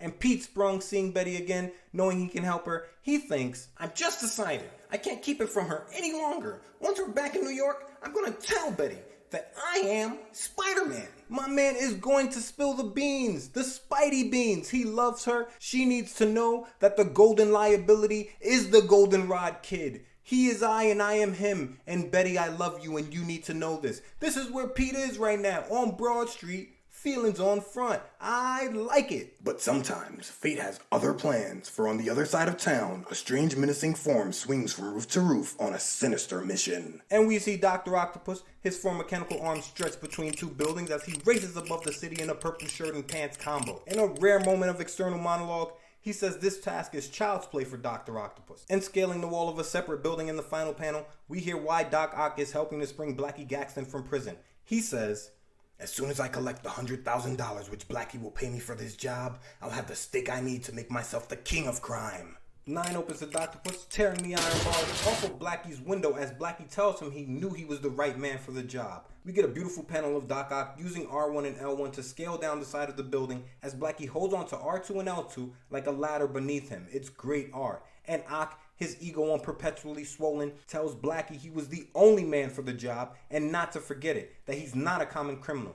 I'll vouch for that. And Blackie replies, "Sure, Doc, sure. Don't get sore. As soon as we reach my getaway ship in the harbor, you'll get your payoff. Or, don't get your jaw in an uproar." I respect Blackie, showing a wise guy attitude in the face of a megalomaniac. I love to see it. We see Spidey racing towards the prison high above the city. It's a great panel, cars driving beneath him. And he says he knows Doc Ock is going to try to spring Gaxton while the mobs are still at the courthouse, because if Blackie's transferred to the state pen, it'll be a much tougher job. He lands on the roof of the courthouse in the next panel, moments after the alarm is sounded, and right into a spotlight shining on him by 2 prison guards. One screams, "Look, it's Spider-Man!" The other, "Maybe he's the one who helped Blackie escape." And that's not an unfair assumption. The hell is a New York boy doing at Philly, at City Hall, during a jailbreak? I don't think they'll believe Spidey if he tells them he has bad luck. He doesn't either, and in a goldenrod negative space, shielding his face from the glare of the spotlight with his right hand, he thinks he has to move fast and black out the spotlight. And I think Spidey is cross-dominant or mixed-handed, because we've seen all throughout his journey that he'll lead with the left as Spidey with the web shooters. Here, he sprays a shot at the spotlight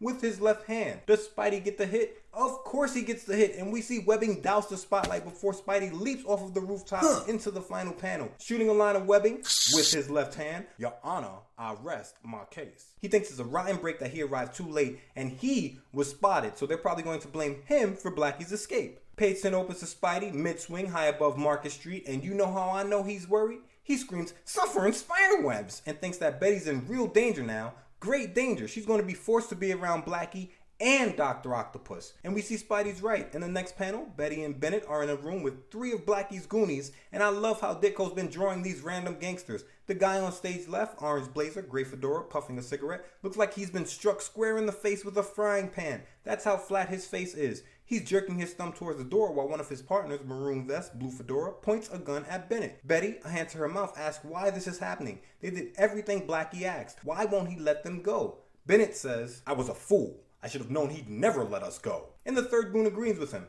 "Glad you know it. Let's go." The next panel, Blackie and Doc Ock have set up shop on the docks of the Devil's Pocket. Got it? We see a small ship, a tramp steamer, glowing in orange twilight, so the sun's going down on the Schuylkill River, and mobsters already aboard the ship are saying they're going to hang out here until their escort arrives, then they're going to flee to a foreign country where no one will ever be able to touch them. And then the final 2 passengers come aboard. Gaxton, Dr. Octopus, a step behind him, has just arrived. Doc Ock tells him to hurry up and board the ship, that he's not letting the man out of his sight until he's paid his $100 grand. $100 grand. You know I looked it up. That, in today's money, is $892,222.58. Doc Ock is poised to become a millionaire off of one day's work. Say what you want. That's impressive. Nice work if you can get it. Oh man, nice work if you can get it. But I guess when you got 8 arms, you can get it. And Blackie says, "Don't worry, fella. It's aboard the ship. You'll get it." But unsuspected by any of those on board, there is still another passenger swinging onto the ship.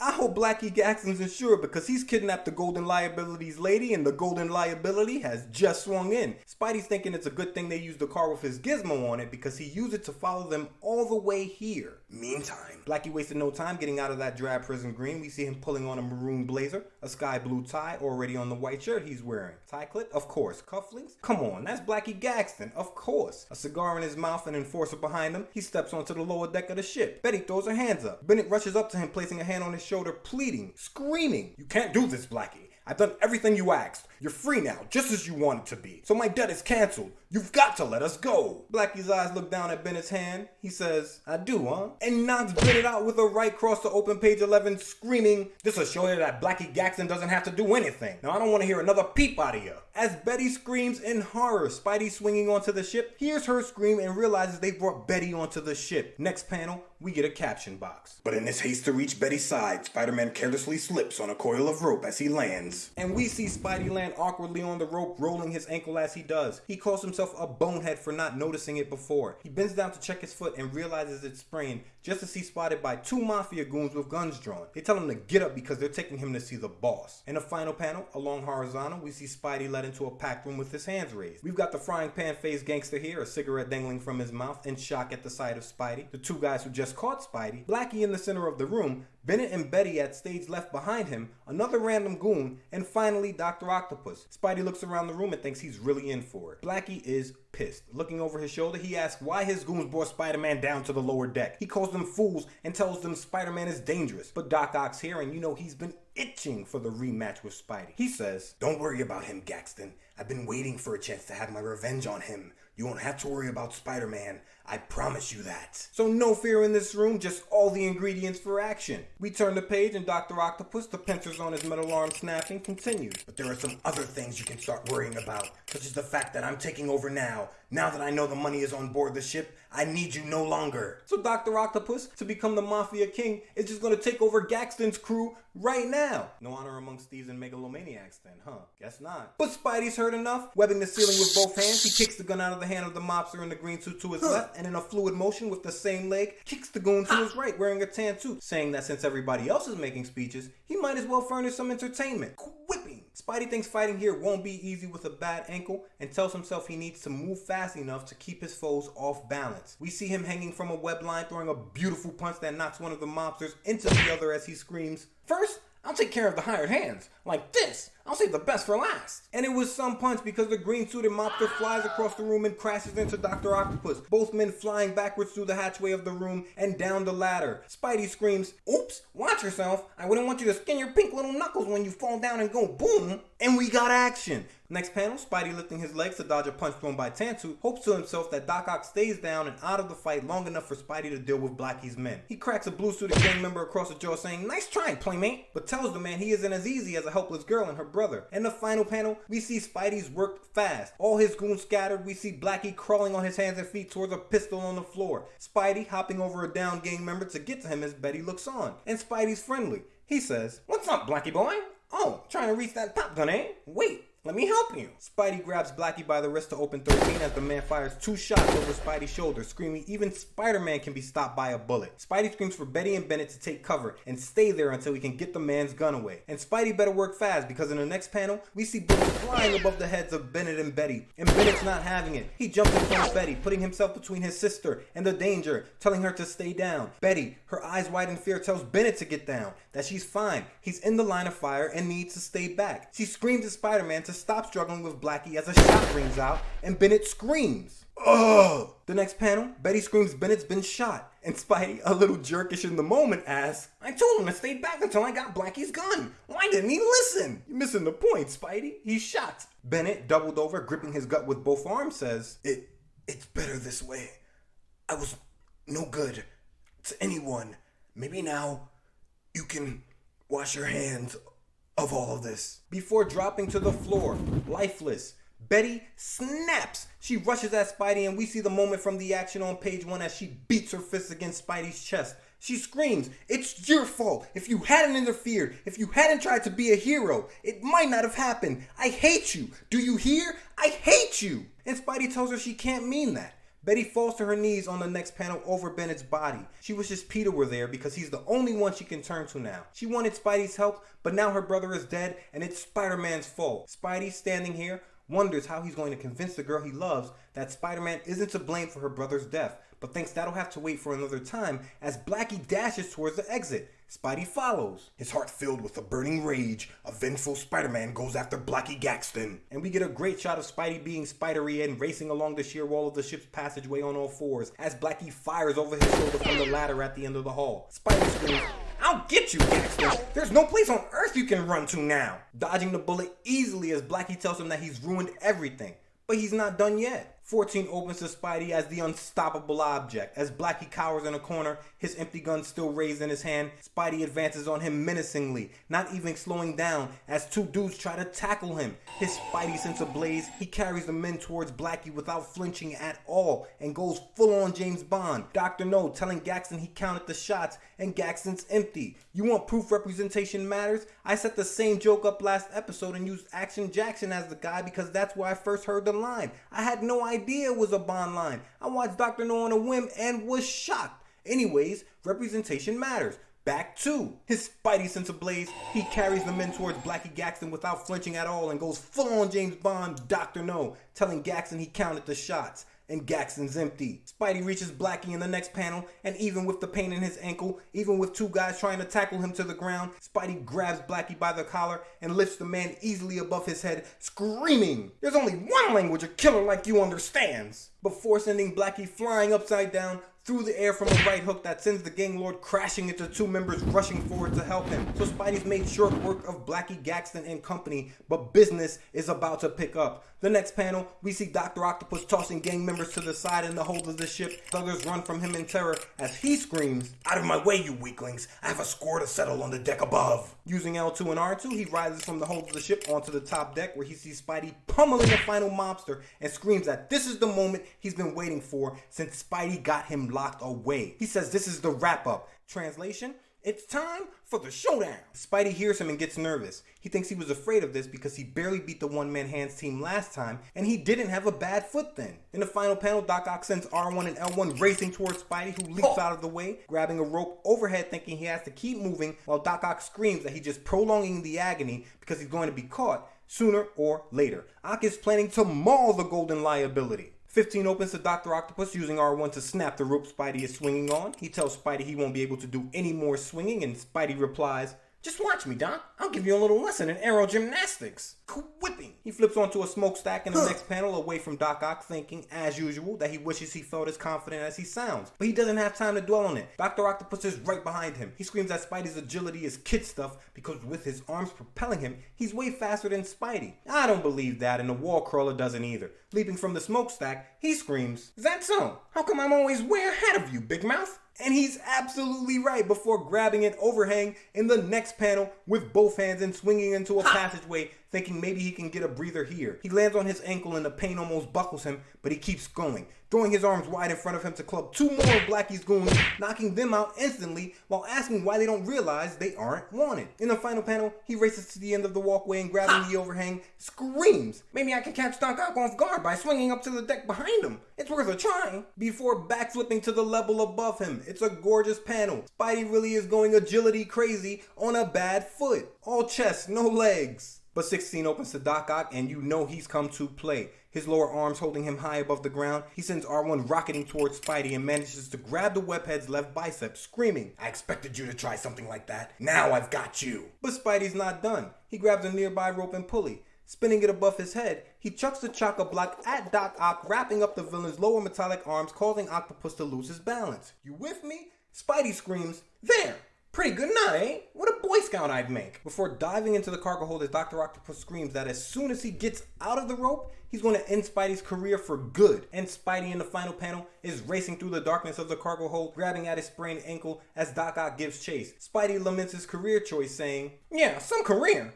No vacations, no pension plan, not even a salary. Go ahead and end it. Who cares?" "I care, Spidey. Keep going." 17 opens to Spidey spinning around and webbing the hatchway behind him shut, thinking that this will stop the rushing doctor. But he couldn't be further from the truth. Ock's mechanical arms punch through his webbing easily as he screams that he'll be through it in a second from the other side. He wasn't lying, because the next panel we see the one-man hands team corner our favorite wall crawler on a high platform in the engine room. Using the tubes to rise to the platform Spidey's on, he shoots out the ones in both directions, pinning Spidey in and gloating, "Now I've got you trapped." But we know the golden liability does some of his best work. From the corner, grabbing a nearby fire extinguisher, Spidey sprays the foam full on in Dr. Octopus's face as the villain sets his human feet on the railing. Spidey screams, "Not yet, you haven't.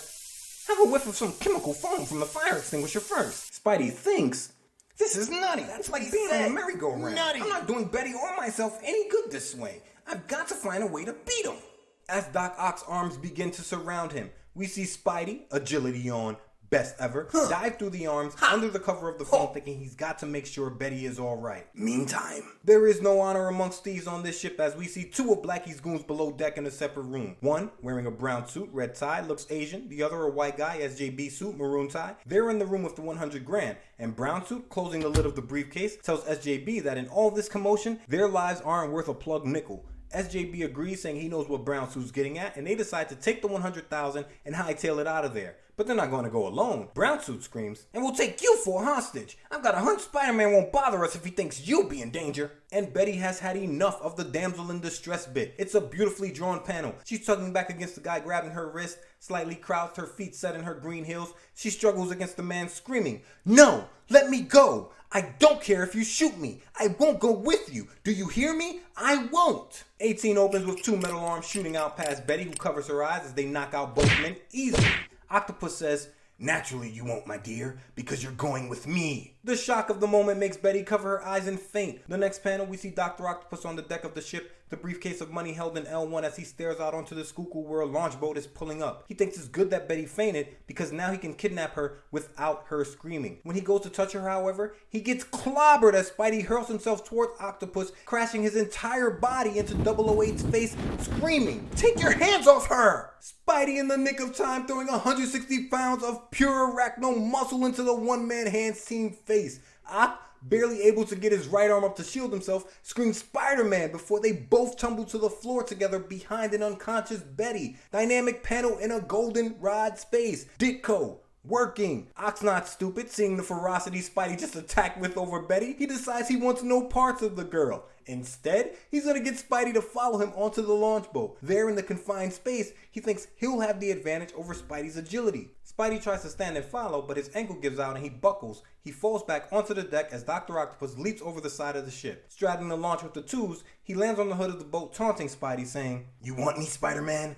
Come and get me, if you dare." And Spidey knows it's a trap, but a Spidey's gotta do what a Spidey's gotta do. Web swinging off the side of the ship, his legs out in front of him, he thinks, he knows the odds are in his favor on that smaller boat. It'll be harder for me to dodge his arms, but I can't quit now. I just can't. 19 opens to Spidey landing on the roof of the launch boat, both fists raised, ready for action, screaming, "I knew they shouldn't have set you free, Octopus, but I've got enough on you now to send you back for a long, long time." Right before Spidey touches down onto the lander. That's bravery, because getting in close to Dr. Octopus ain't easy and never advised. The ship captain in a blue hat, pink striped sailor shirt, stares through the window of the captain's deck of the launch in wide-eyed horror. And Oct's been waiting for this moment. He extends his left hand, bolsters right into a fist and screams, "You're whistling in the dark, Spider-Man. You'll never leave this launch alive." Right before Spidey touches down onto the launch, Spidey grabs hold of R1 with his right hand to create an opening and swipes at Doc Ock's jaw with his left, but the swing is easily swallowed up by L1 as Dr. Octopus screams, "No matter how strong you are, my arms are stronger and even faster."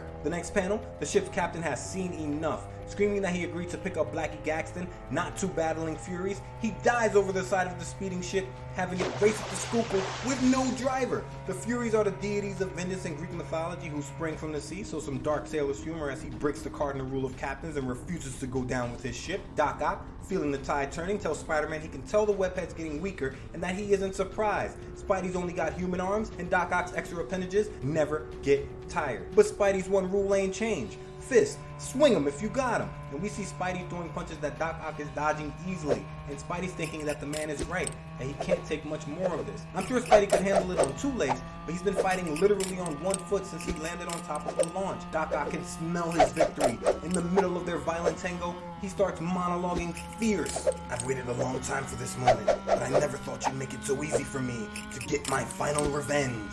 He continues his rant into the final panel. "I thought I'd have to search for you to...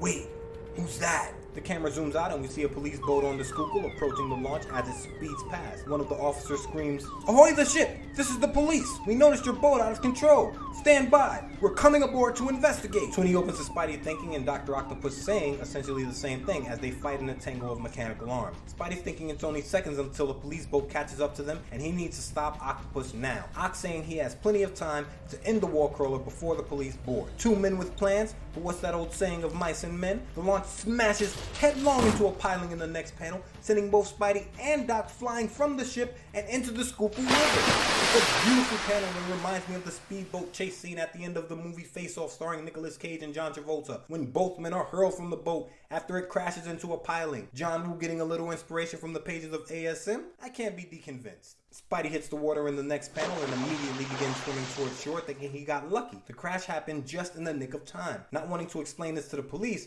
he climbs onto the beach and scrambles up the side of a nearby building, watching Philly PD round up Blackie Gaxton's gang. From the sheer wall, Spidey thinks, "Made it!" But it looks as though Doc Ock got away too. Maybe it's just as well. Next time we meet, I don't want to be held back by a useless ankle. And in the final panel, we get a long horizontal shot. Betty, her head down, drying her eyes with a handkerchief, is being escorted by the police chief, who tells her they've got everything under control and she's out of danger. He says when Blackie Gaxton came to, he told the police that Betty was an innocent pawn. Blackie Gaxton didn't have to do that. He's a ruthless mafioso boss. He did a good thing there. She was not involved. It was my fault. I mean, he's going to jail, but that's pretty noble. Betty's still distraught, of course. None of this news is going to bring Bennett back. Behind them, we see Gaxton's gang, Blackie in front, held at gunpoint by 2 more officers. One of the officers tells the chief that they've got everybody except Dr. Octopus and Spider-Man, who unbeknownst to the officer, is watching from a nearby rooftop. 21 opens to Spidey taking a seat on the ledge of the roof, pulling the boot from his right leg. He says, "Well, it's all over for now. As for me, if I wrap enough webbing tight around my ankle, I may be able to change to Peter Parker and walk without too much of a limp." The next panel, we see him web his ankle up securely while removing his mask, his street clothes in a neat folded pile beside him, as he continues. "There, this will have to do. Now I've got to go to Betty. With her brother gone, she's all alone in the world. She'll need me more than ever. But now I can never tell her that I'm really Spider-Man. If I do, I'm sure to lose her forever. I'll have to keep my secret locked up inside me. For all time." That's so heartbreaking, Spidey. Spidey is now a huge part of who Peter Parker is. If he has to keep this part of himself locked up inside of him for all time, that's a sad thought. So I can imagine how Pete's feeling right now. He probably feels like he could never be his full and true self with the girl that he loves. And so, the next panel, we see the Goldenrod Kid back in the home of Bennett Brant, the girl he loves, in his arms. Betty is wearing all black and mourning for her brother and is holding a handkerchief to her eyes. Pete says, "I'm glad the police cleared you, Betty, but I know how you must feel about your brother." And Betty replies, "Oh, Peter, he was always so weak, so headstrong. He got into bad company while he was at college. But still, I loved him. Poor Bennett. At least he ended like a man." So we know Betty's big on the ideas of honor and chivalry in men and is at least happy Bennett showed bravery in the end and protected her. The next panel, she walks over to the fireplace and we get a great close-up of her as she fiddles with the candlestick holder there, a tear running down her left eye. She says, "In my shock, my rage, I blamed Spider-Man for his death. I realize now how wrong I was. It wasn't his fault. He was trying to help us. But still, I never want to see Spider-Man again. I couldn't bear being reminded of Bennett." Pete is just standing here wearing a stoic expression. He doesn't say anything as Betty continues into the next panel. "Can you understand that, Peter? Or do I sound like a fool?" Pete, stand-up guy that he is, replies, "You could never sound like a fool to me, Betty. Of course I understand. And I'm sure Spider-Man would too, if he knew. But I know Pete's hurting." The final panel, we get a caption box. And then Peter Parker leaves Betty alone with her grief as he slowly walks into the night, little dreaming of the new adventures and surprises which await him. And we see Pete walking Broad Street alone, his head down in the darkness, a full moon and twinkling stars in the sky above, his back to us, the burden of Spider-Man gigantic and looming large above him in the Philadelphia darkness. It's a beautiful panel. What a way to end it. And we're out. Me and my best friend Pete, old adventures, new critiques. He spins webs, I spin yarns.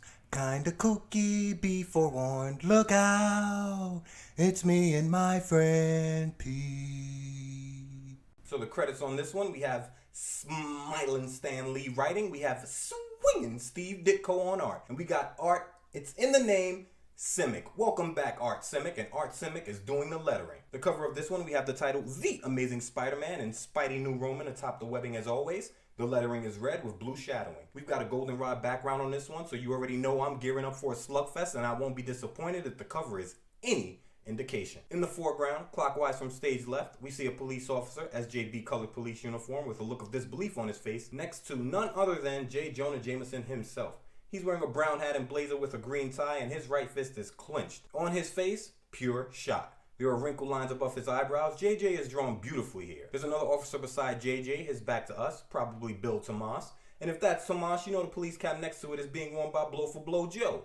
Beside the police cap, we see the off-kidnapped but never distressed damsel, Betty Brant. Her brunette hair and a flawless bob as usual. She's wearing a bronze-colored blouse with an interlocking ring design and has her left hand to her mouth with concern and fear in her eyes. There's a final police officer beside her. He can't believe what he's seeing. In the background of the cover, stage right, we see none other than 008, the one-man hands team, Dr. Otto Octavius, a.k.a. Dr. Octopus. His bow haircut is a little ragged. He's in need of a barber, but something tells me Oc's not a man who cares about fashion. He's wearing a green long sleeve shirt and green slacks with his construction Timbs and, as always, his Kanye shades. He has both his hands curled into fists, his left out in front of him, his right raised triumphantly. I'm convinced at this point Octopus's fleshy arms are just around for decoration, because while they're celebrating his victory, we see his metal arms working. All four of them are stretched out in front of him, a good 10 feet away, as they hold a splayed out Spider-Man in their grip. R1, that's the upper metal arm, right side, is gripping Spidey's left bicep. R2, the webhead's left thigh. L2, that's the lower left metal arm, is gripping Spidey's right bicep. And L1 is doing the unthinkable. In the clutches of the three-pronged metal arm, we see none other than Spidey's mask. Ock has unmasked our hero in front of the last two people he ever wanted to know his secret identity. If you want to see fear on faces drawn right, you have got to see Spidey's face on this cover. His mouth wide, his head thrown back, his eyes are pinpoints in his head as they stare in horror, upside down, into the eyes of J. Jonah Jameson. Just in case anybody thinks this is a wild fever dream, a giant blue caption box tells us different. Not a dream, not an imaginary tale. You'll gasp in amazement when Peter is unmasked by Dr. Octopus. This is a dynamic, beautiful cover.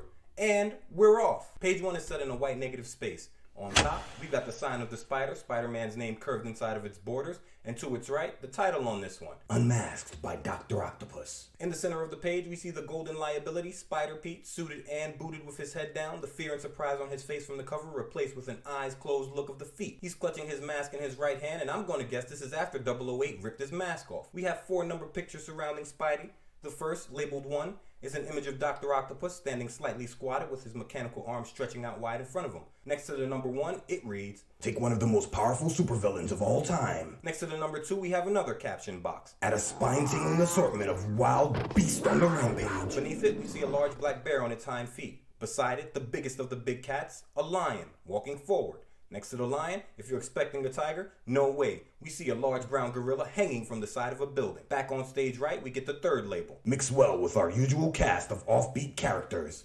Beneath it, we have 4 headshots. First, Betty Brant staring up at Spider-Pete with a look of wide-eyed concern. Next to her, Aunt May smiling with closed eyes up at Spidey-Pete. Beneath Betty, we get a headshot of the Brand X Kid himself. It's a great headshot. He's staring out of the corner of his eye with, dare I say, an expression of jealousy on his face. I dare. You do? Oh yeah. And I think the headshot next to him, that of the lovely Liz Allen, is his reason for the assault. She's staring up at the goldenrod liability with a look we've never seen. If I didn't know any better, I'd say she was feeling the kid. The final numbered panel reads, And top it off with the expose of Spider-Man, who could ask for anything more. And beneath it, we see JJ the Tirade working. He's in a white collared shirt, his red tie loose. He's sitting in front of a typewriter, a cigar clenched in his teeth, smoke rising from the cigar towards the caption box. There's a pinup of Spider-Man's head on the wall behind him, in case JJ's lacking inspiration. But I doubt it. He's so angry, he's only typing with his right hand and shaking an angry left fist. Beneath Spider-Pete's feet, we get a yellow screen caption box telling us that Stan and Steve pulled out all the stops to make this a memorable issue, and the least we can do is enjoy it and rave about it. And you know something? We have a hunch you will. There's a final caption box touting the credits on this one. Written in the white heat of inspiration by Stan Lee. Drawn in a wild frenzy of enthusiasm by Steve Ditko. Lettered in a comfortable room by Art Simek. Man said Stan had a fever dream for this one.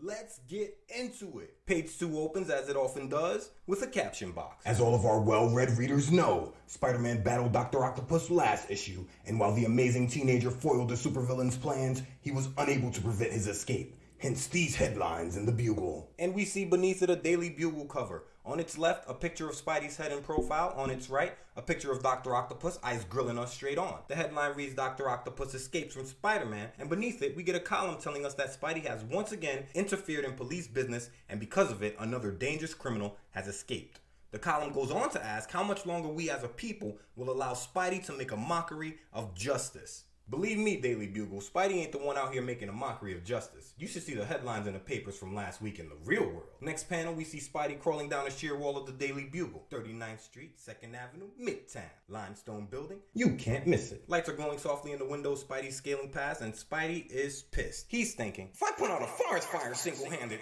I'll bet Jonah would rent me for wasting too much water.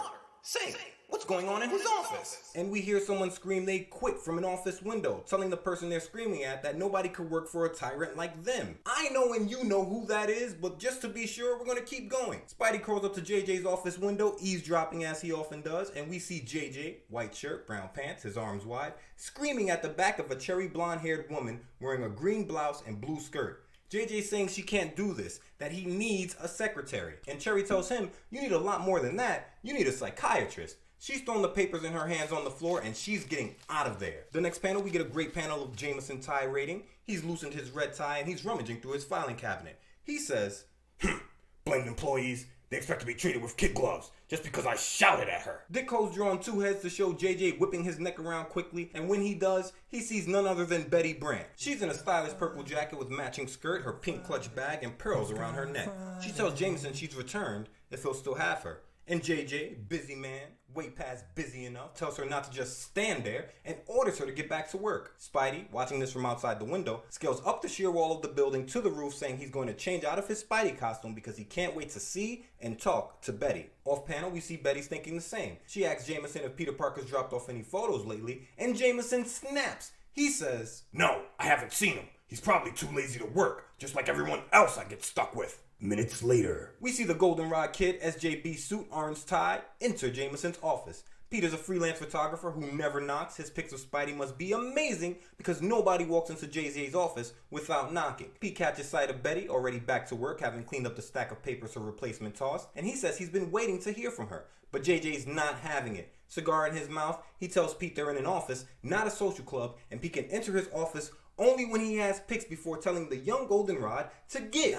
Betty, all smiles, tells Pete that she'll see him later and to call her at home. Page 3 opens to a caption box. Meanwhile, at different places throughout the nation, moving from city to city like the elusive marauder he is, the awesome Dr. Octopus attempts some of the most colorful crimes ever perpetrated. In the long panel beneath the caption box, we see Dr. Octopus in the green suit from the cover, pulling off heists that took the big man an entire crime family to complete alone. We see 008 on the top of a speeding armored car first, his metal arms on the corners of the roof as the truck speeds beneath an overpass. And Octopus is saying the truck is no match for his power. He's gonna peel that tin lid back like a sardine can. Next we see him beneath a purple helicopter, L1 and R1 attached to the wheels of the airship, and Oct says the police are onto him now, so he can't use the same trick twice. But with all those arms, he's a master of sleight of hand and has plenty of tricks. We see him crouched on an awning above a bank entrance next as R2 snatches a bag of money from the hands of a brown-suited bank teller while two police officers look on helpless. He flees the scene, climbing to the top of a red water tower,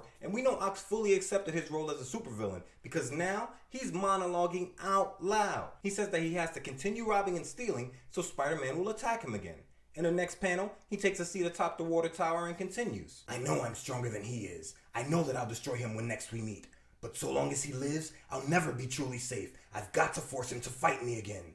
But why hasn't he followed me? I've given him every chance, all the bait he needs. Perhaps I'll have to return to New York and find him. Ock wants Spidey to chase him across America like he's Carmen Sandiego. The next panel, we see why Spidey hasn't gone after Dr. Octopus.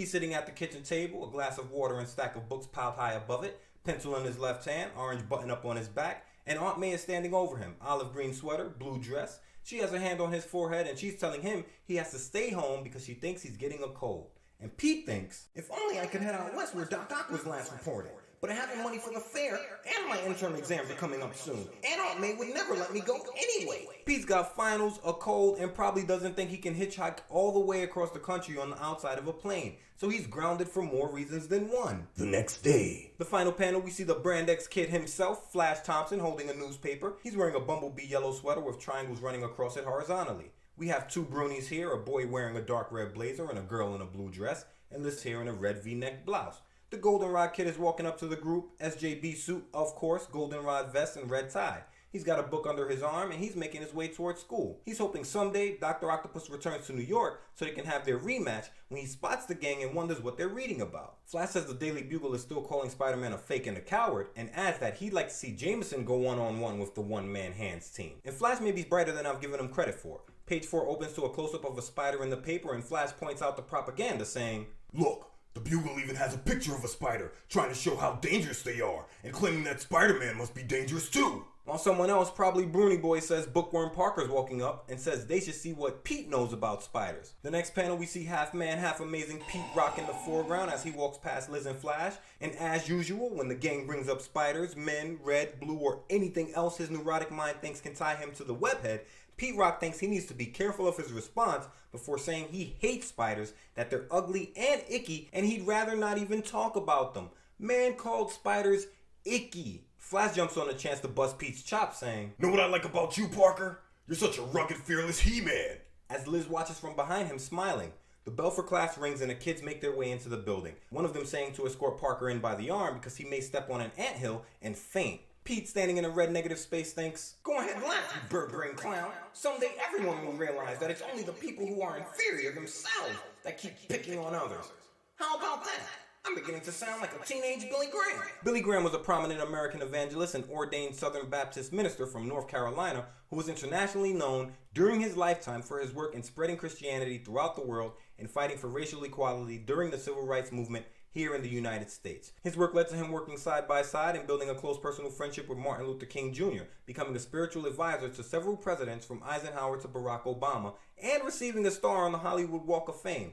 I can see how if you're Pete, one part heroically righteous, one part sensation of the nation, a man like Billy Graham would be a person you'd know and parrot. Back to. Not long afterwards, Betty Brant receives a mysterious phone call. We see Betty at her desk in the Daily Bugle, the receiver of her phone pressed against her ear, and she looks a little afraid. She says that this is Betty and asks who's there. She waits a moment and asks why doesn't the person answer. On the other end of the line, we see who's calling, and I'm sure for Betty, outside of Blackie Gaxton, it's the last person she wants to hear from, as we see a metal three-pronged arm holding a receiver. Dr. Octopus. From off panel, Dr. Octopus says, "Good. Now that I know she is back working for the Daily Bugle, I'll be able to use her as bait to catch Spider-Man. He risked his life to help her once before, so why not again?" And we get a caption box letting us know this happened back in Amazing Spider-Man number 11. We rode the crazy train on that issue in the What If Bennett Was Definitely In It episode here on Me and My Friend Pete. Oc's not a dumb man. Spider-Man hurled his body, 165 pounds of muscle, at Dr. Octopus's head in the last issue for touching Betty. So Oc's banking on the golden liability, playing hero a second time. This reminds me of The Dark Knight when Joker snatched up Rachel Dawes after seeing the way Batman abandoned a whole room of hostages to dive out of the window to save her. To the most ruthless of villains, their beef with heroes always blows over to the people, specifically the women in the hero's life. Off on a tangent for a bit, snatching women up and harming them is a trope so often used in comic books that it has been labeled by the great comics writer Gail Simone as women in refrigerators. She coined the term after reading Green Lantern number 54, where Green Lantern Kyle Rayner's girlfriend was killed and shoved into his refrigerator by a villain named Major Force. I've added a link to the website Gail Simone created chronicling this practice of harming women for shock value in comics in the show notes on the Patreon page. Back to the next panel, we see Betty, her left hand to her cheek. Whenever Betty's worried, she's going to throw a hand up to her cheek, and she's thinking, "He hung up. It sounded like, oh no, that's impossible. It can't be." Jameson, standing behind her, watching her, tells her to hang up the phone and get back to work because he doesn't pay her to daydream. But it's to note, he looks a lot more put together than we've seen him in the last issue and a half. He has a brown suit on, red tie, and he's back to being the dapper paper magnate. He won't admit it, but we can see from this alone that Betty makes his life infinitely easier. Then, towards the end of the day, the Goldenrod Kid has returned to Jameson's office, and Jameson tells him nothing's changed. If he doesn't have pictures, he needs to get out. Pete apologizes and says he's here to pick up Betty.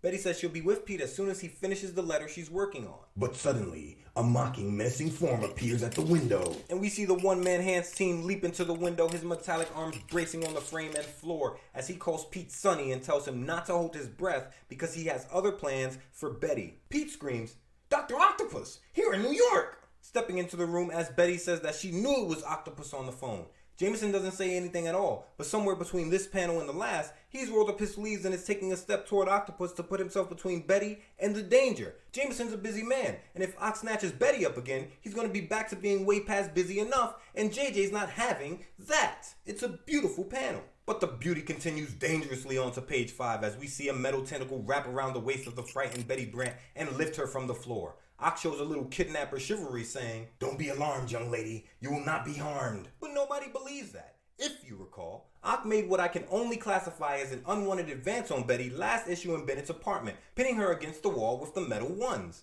And she hasn't forgotten it either. She screams, "No, no, don't, you can't, help!" Then, before Peter or Jonah Jameson can make a move, we see Pete and JJ lifted from the floor by the waist by 2 more metal arms as Octopus says that just in case either of the 2 men try anything heroic, this will stop them from interfering.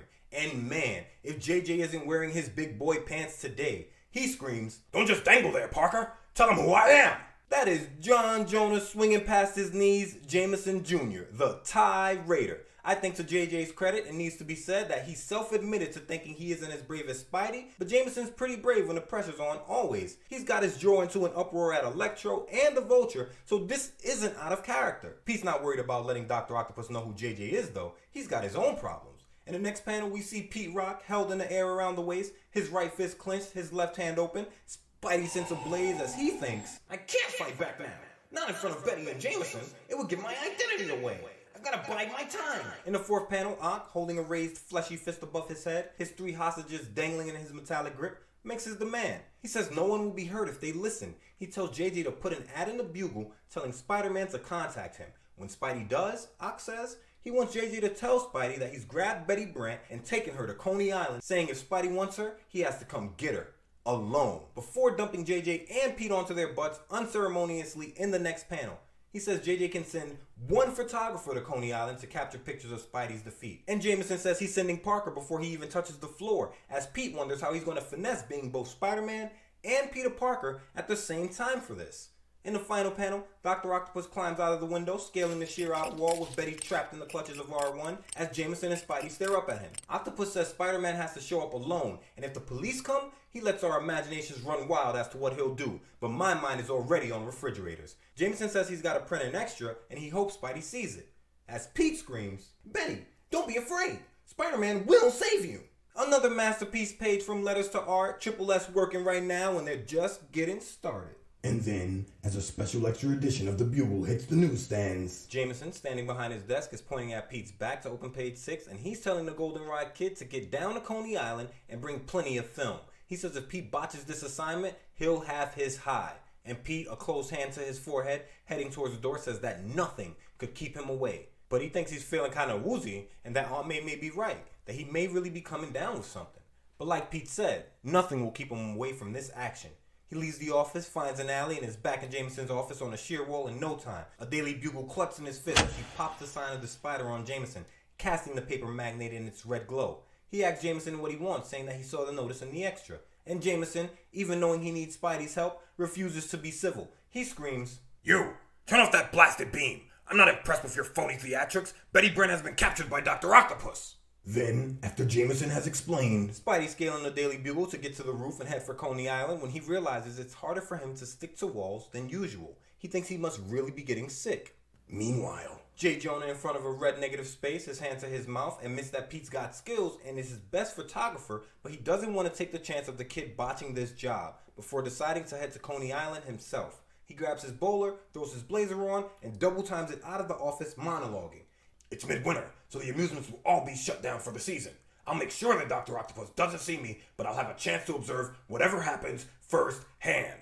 And atop the highest roller coaster at the amusement park. In reality, Betty, hands tied behind her back, is on top of a Ferris wheel, trapped at its highest point. Octopus scaling it to meet her. He says Spider-Man has to have seen the paper by now and should be arriving at any moment for his final battle. And Betty asks, what if he doesn't show up?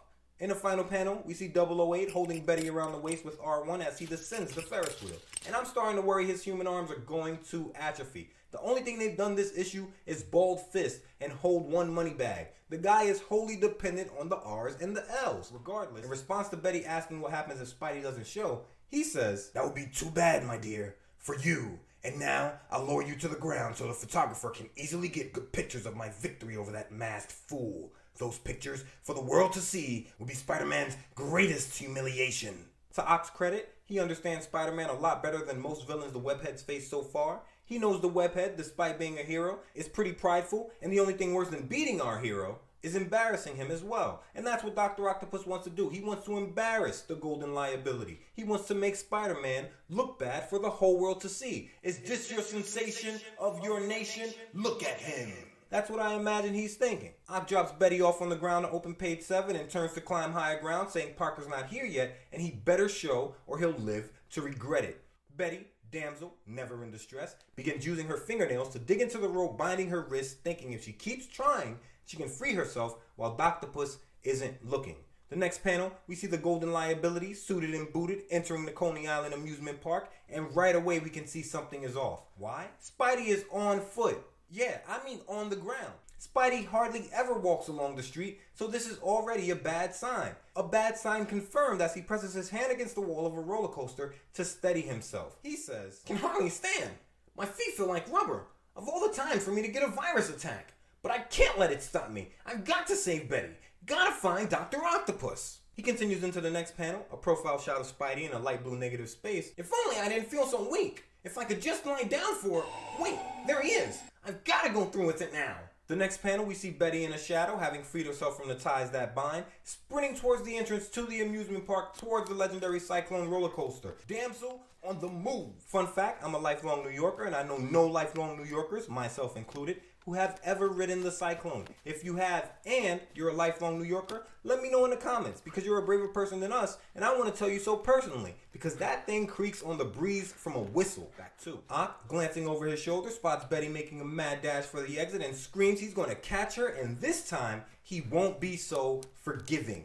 He turns and begins chasing after her, but we're in a goldenrod negative space, so you know Spider-Man, the golden liabilities, not having it, and he leaps at Dr. Octopus thinking, Carpe nunca. Translation, it's now or never, while grabbing Doc Ock around the shoulders, screaming he's got him. In the final panel, we see Spidey's gotten the hard part out of the way. He's in close where Doc Ock's metal arms can't reach him as easily, and thinking he's got to knock Dr. Octopus out with one punch, because whatever's wrong with him has him feeling weak, so he's not going to hold back. He can't afford to hold back. Betty is in danger. He's got to give it all he got. He swings, chin-checking 008 with an uppercut, a one-hitter quitter, a Sunday punch, a little lunge. But the biffs a whiff and barely lifts Ock's chin as Spidey thinks, Oh, no! I tried my best, but my spider strength is gone. It was just a weak, meaningless punch. He hardly felt it. and Ock's not impressed either. He screams, What sort of stunt is this, Spider-Man? I know you can hit harder than that. If this is some sort of trick, it'll do you no good. You won't be given a second chance. and Ock knows Spidey knows how to throw a punch because Spidey knocked Ock out cold in their second scrap. At this point, if you count it, they've fought 3 times already, and Ock knows by personal experience, firsthand, literally, that Spider-Man has one rule: fist. Swing him if you got him. And when he swing him, it's sledgehammers coming. So Ock's a little bit confused right now. We turn the page and we're on The Infinity page. page 8. Just in time to see Doc Ock with the worst boxing form ever snap Spidey's head back with a right cross from his fleshy hand as R2 wraps around the wrist of the wall crawler. And Spidey's reeling. His spider strength gone. It doesn't matter that Ock doesn't have form, because Pete is now a kid with no powers and can barely stay on his feet from the blow. And Ock's getting pissed. He tells Spidey to fight back, that he doesn't want his victory watered down. This reminds me of the scene in the movie Troy when Hector, played by Eric Bana, trips over the rock and Achilles tells him, Get up, Prince of Joy. No rock is going to steal my glory. right? Like, I want to beat you at your best. Get up. I'm not going to take advantage of you this way. Fight back. And that's how Ock is on it right now. He clocks Spidey with another right cross in the next panel, calling him a human punching bag. And Spidey thinks another blow like that, and I'm finished. But Spidey's wrong. He passes out right there. This is the first time Spidey has ever been knocked unconscious in a fight, and of course it has to be the one-man hands team to do it. We get a gorgeous dynamic panel in a goldenrod negative space next. The moment right before the cover of the issue, as Dr. Octopus holds Spidey up with his metallic arms, L1 tugging at our hero's mask. He says he can't believe it, that Spidey isn't even struggling as he removes his mask. Betty, J. Jonah, and 2 police officers run up. Betty pointing out the action, saying Octopus has beaten Spider-Man. Jameson's response lets us know he may hate the webhead, but he recognizes the skills. He says, So quickly. How?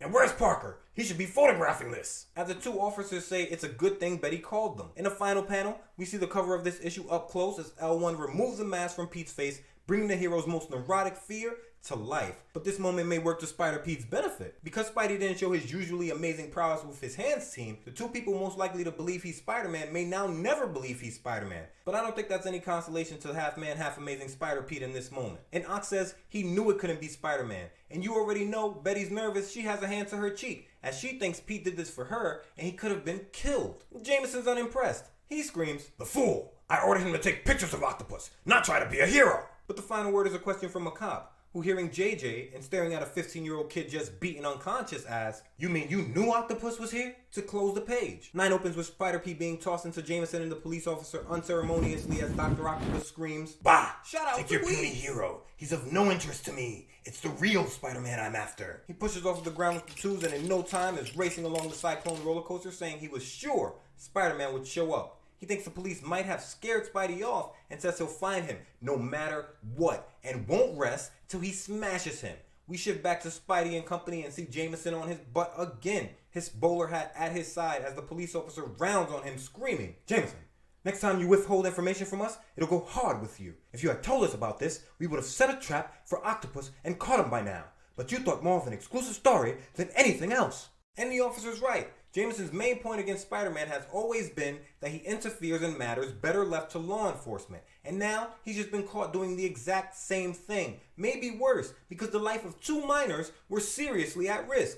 But JJ's always been do as I say, not as I do. And I imagine he doesn't trust the police as much as he expects them to do what he says as a wealthy taxpayer. I don't trust him or expect him to do what I say as a working class taxpayer. So I understand half of what he may be thinking. Abolish the police. Back to the next panel, we see Spider-Pete, his head cradled in Betty's hands, his own left pressed to his forehead, the cop kneeling down in front of him, and JJ in the background, his hand on the brim of his bowler. Betty says, "Oh, Peter, you dear, foolish, wonderful boy. Why did you do it? If anything had happened to you." While Jameson, in the sake of self-interest, thinks, I better not yell at Parker now in front of the police. They're angry enough at me now. This sure was one big flop. he doesn't care at all that Pete's hurt. He wants to save face. I shouldn't have done this and I have to be quiet right now. But if the police officer wasn't here, I'd tear that kid a new one. That's what he's thinking. The police officer commends Pete, saying he must be one brave kid to tackle Dr. Octopus impersonating Spidey like that, and tells Betty he'll escort Pete home. Hours later, at home. We see Pete in bed asleep with a fretful expression on his face.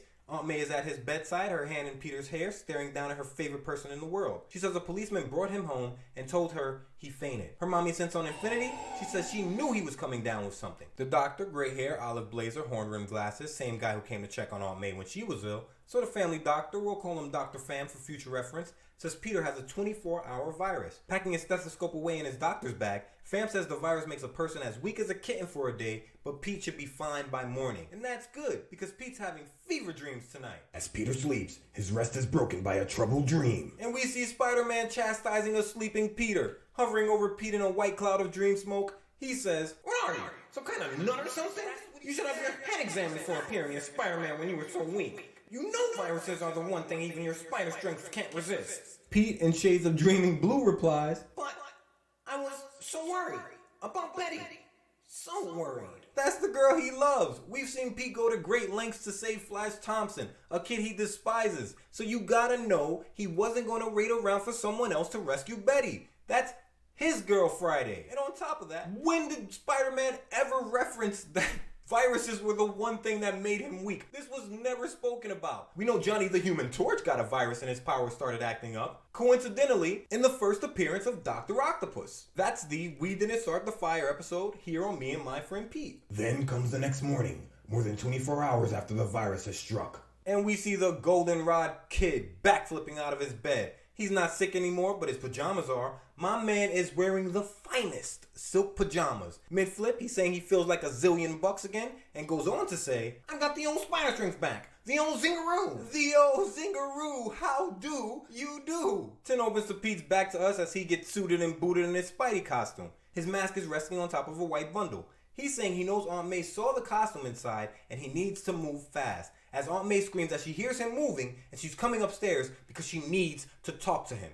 She enters his room wearing a green one-piece dress and pink apron with a wagging left finger. She says, I received a strange costume from the police this morning and I heard what really happened to you last night. How could you possibly take such a chance impersonating that dreadful Spider-Man? And Pete, the white bundle in his hand, says he'll never do it again and he's taking the costume outside right now to burn it, hoping she doesn't guess that the bundle is now filled with rags. Later, at school. We get Flash Thompson in the foreground wearing a yellow polo shirt, nice shirt. He's standing next to Bruni's boy and girl and pointing over his shoulder at Pete, who's walking into school, SJB suit, orange tie.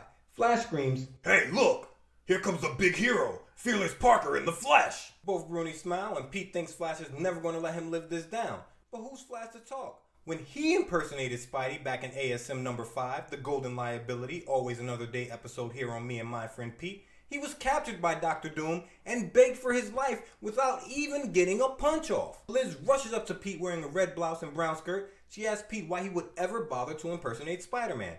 Pete, his head down in the next panel, Liz's hand on his shoulder says he doesn't want to talk about it if she doesn't mind. But Liz is impressed. Smiling, she says it was the most wonderful thing she's ever heard of, while Flash waves a dismissive hand behind her, telling her that Parker didn't really expect to run into Dr. Octopus. He was just clout chasing for kicks.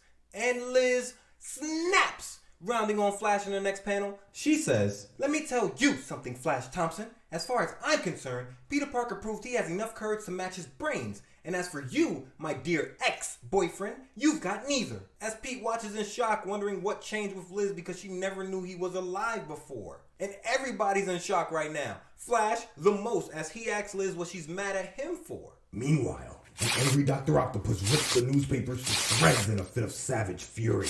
And we see Dr. Octopus sitting on a crate in his hideout. Every hand, fleshy or pincered, has shredded newspaper in it. He screams, "They're making a laughingstock of me, saying that I was fooled by a teenager. Well, they'll all be laughing out of the other sides of their mouths before I'm through with them."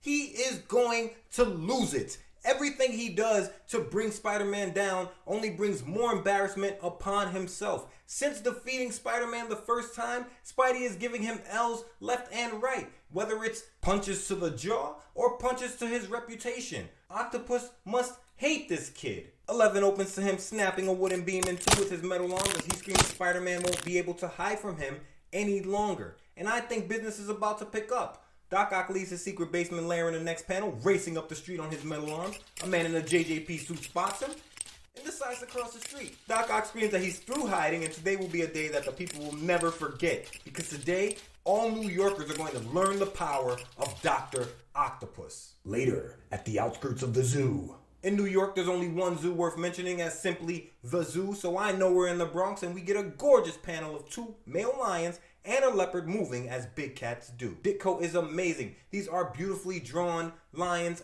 and this leopard is gorgeous. What can't this man do? Shout out through the ether to Steve Ditko. Always working. But this is dangerous because Doctopus freed them from their cages. The leopard in particular is snarling and moving toward a fleeing crowd of men. The guy in the back wearing a full blood red suit screams, "Run! The wild beasts are loose! Dr. Octopus set them all free! Help! Somebody help!" And somebody called 911. Seconds later, you know no other than Joe and Tomas arrived on the scene. We see Tomas holding one end of a net as he screams, "Careful, Joe. This baby's a killer." Joe, holding the other end of the net, dies at the leopard saying, "We can't afford to be careful, Bill. Too many lives may be at stake." So now, Tomas's name is William Tomas, and we see the two police officers catch the leopard in the net. It's a great panel in a goldenrod negative space. Meanwhile, a short distance away. Speaking of goldenrod, we see none other than Peter Parker, the goldenrod kid himself, looking over his shoulder as Liz Allen chases behind him, and chasing her, the Brand X kid himself, Flash Thompson. This is a train of chase. Liz is screaming at Pete to hold up. She says she wants to walk home with him because she has to ask him something,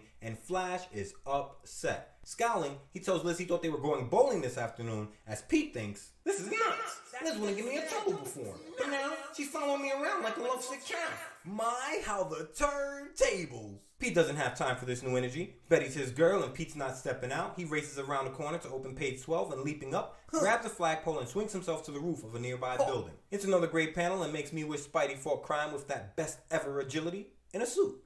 Back on the ground, Liz, her hands on her shoulders, tells Flash she'd thank him to stop following her around. And Flash tries to remind her that she said Pete isn't her type. Spidey, suited and booted on the rooftop above the two, isn't paying any attention to Liz tell Flash off panel. He's more focused on the shouting up ahead and races towards it. But Liz tells Flash, "Well, perhaps I've grown mature enough to realize a boy needs more than a football letter to really be a man."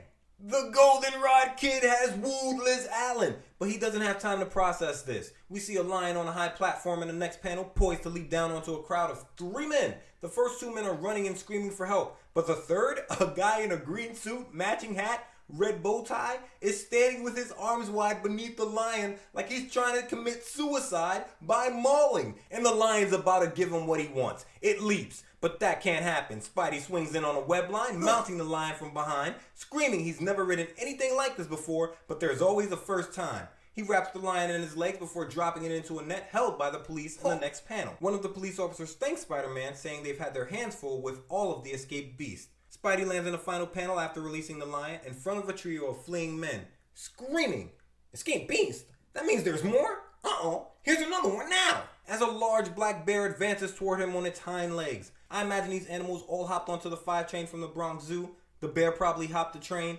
and rode into the city to wreak havoc.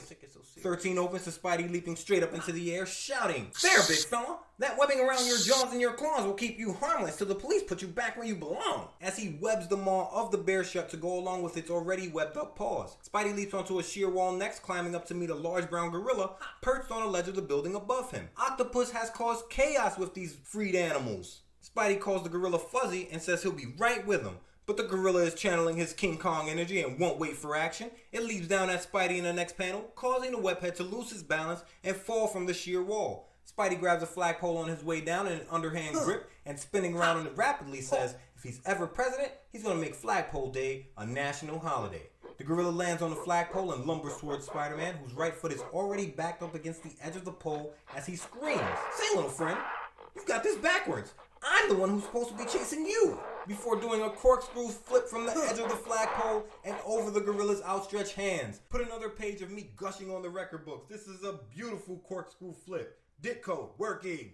And Spidey flipped out of the way and the gorilla's falling off of the edge. Spidey webs up the falling gorilla to open page 14, hoping his web can hold until the police get a net under the impersonation Kong. The next panel we see the webbing has held as a group of people stand around while the gorilla is lowered onto the police net. The officer holding the net stage right says, "Well, that's the last of them. Boy, that Spider-Man is a poor man's Frank Buck." Frank Bring 'em Back Alive Buck was a famous American hunter, author, actor, director, and producer, but all of these titles were secondary to him being America's foremost animal collector, a title that saw him bring well over 100,000 live specimens back to the United States for zoos and circuses. My man was the crocodile hunter before the crocodile hunter. Nigel Thornberry before Nigel Thornberry. So Spidey could have a career in the catch and trap life if he wanted, but Spidey can't pursue it now. The second cop says the animals are all accounted for, but one, Dr. Octopus, is still on the loose. And speaking of Dr. Octopus, Octopus is rampaging through Midtown in a beautiful panel.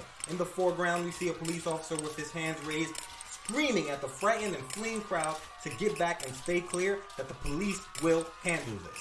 A guy in an SJB colored suit, matching hat, tan tie, and maroon shoes, those are some fancy shoes, screams that Dr. Octopus is flipping cars like they're made of balsa wood as he sprints away from the scene looking over his shoulder. And the scene, right fist raised as usual, is hovering above the ground in the middle of the street on the tubes as the ones lift the lime green car by its bumper like, well, balsa wood.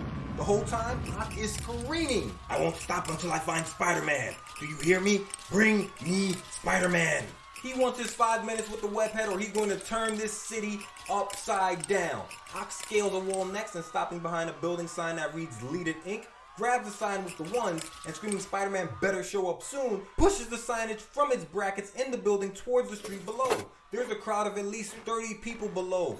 Ock is back on his murder game. But suddenly, a deceptively strong web streaks out towards the falling sign and we see a large spider's web snag the signage before it can crash to the ground as Spidey screams from off panel that this webbing will hold the sign until the police arrive. We see that everybody's waiting for this fight to jump off. 15 opens with Jameson and Betty watching from inside JJ's corner office through the window, and JJ is tirading.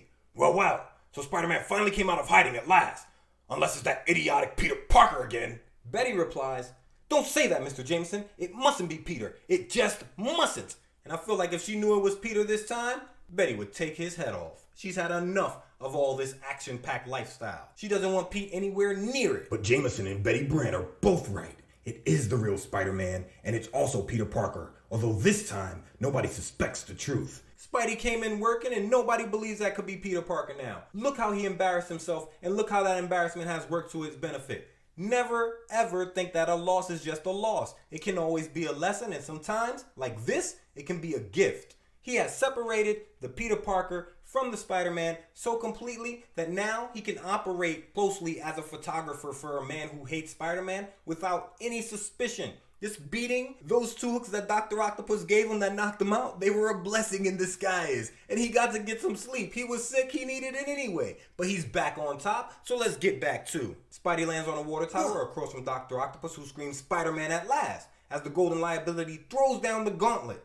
"Alright, Octopus, You've been asking for another tangle with me, and now you're gonna get it. Translation, it's time for the showdown. And we got action. Octopus sends all 4 arms flying at Spider-Man, obliterating the water tower and calling Spidey a web-shooting freak, saying this time he's gonna show our hero no mercy. And Spidey replies, what do you mean this time? A Florence Nightingale you've never been. Florence Nightingale was a British nurse, social reformer, and statistician, best known as the founder of modern nursing. Her work in the field revolutionized nursing practices, mainly in the areas of sanitation and patient care, where she spread the idea that safe and compassionate treatment of patients was just as important as the medicine they were given or surgeries that were performed on them. Her work shattered the stereotype of nursing as an undesirable profession in its time and inspired not only working and middle-class women, but even upper-class women to pursue careers in nursing, now considered through her work to be a noble profession. Of course, that extends to men today, as I've seen plenty of male nurses. So one time for Florence Nightingale. Back 2. So Spidey's right, because there isn't anyone farther from who Nightingale was than Dr. Octopus. And a few stories below, we see Jameson drenched in the water from the water tower, shaking an angry fist, screaming that it has to be the real Spider-Man because Peter Parker wouldn't have the stones to soak him like this. But JJ can't fathom the degree of my friend Pete's nerves. Meanwhile, Betty says that Ock is bigger and much more vicious than ever before. She wonders what chance Spider-Man really has of defeating him. As Betty doubts, Spidey is climbing in the next panel, a large goldenrod chimney stack. And that's an awful color for a chimney stack. It's not going to hide the soot at all, but that's my worry, not Spidey's. He's thinking, those blamed arms of his make him stronger than I am. How am I going to figure out a way to defeat him once and for all? In the final panel, we see Doc Ock, 10 feet behind our hero, running up the stack in his brown constructs, screaming that Spidey has no place to run. The chase is on, and it's almost over. Spidey waits at the top of the smokestack as Ock ascends it to open 16. 008 says, I can afford to take my time to relish this moment. You're completely trapped. And Spidey says, sure. Watch this, before webbing the lip of the smokestack and jumping off the side with the web strand in his hand, screaming, Geronimo! As Ock looks on, stunned. He forgot Spidey is fearless. Good. Spidey didn't. He swings rapidly around the chimney, pitting Dr. Octopus with his ever-extending web line to the smokestack as he does, saying, not bad for a little trap, Spider-Man, eh? But Doc Ock is the foremost in atomic research. He knows all he has to do is make the webbing slack around him and he'll get free. Saying he's underestimated Spidey, as he often does, he pushes away from the smokestack with his metal arm before pressing himself flat against it. The webbing goes slack and free once more. He says he won't make the mistake a second time and resumes his hunt. And so, the fantastic chase begins again. And we get a beautiful panel of Spidey on agility. Best ever. My brush, please. Let me paint this picture. We got Ock standing on the edge of a brown rooftop, his arms stretched out in front of him.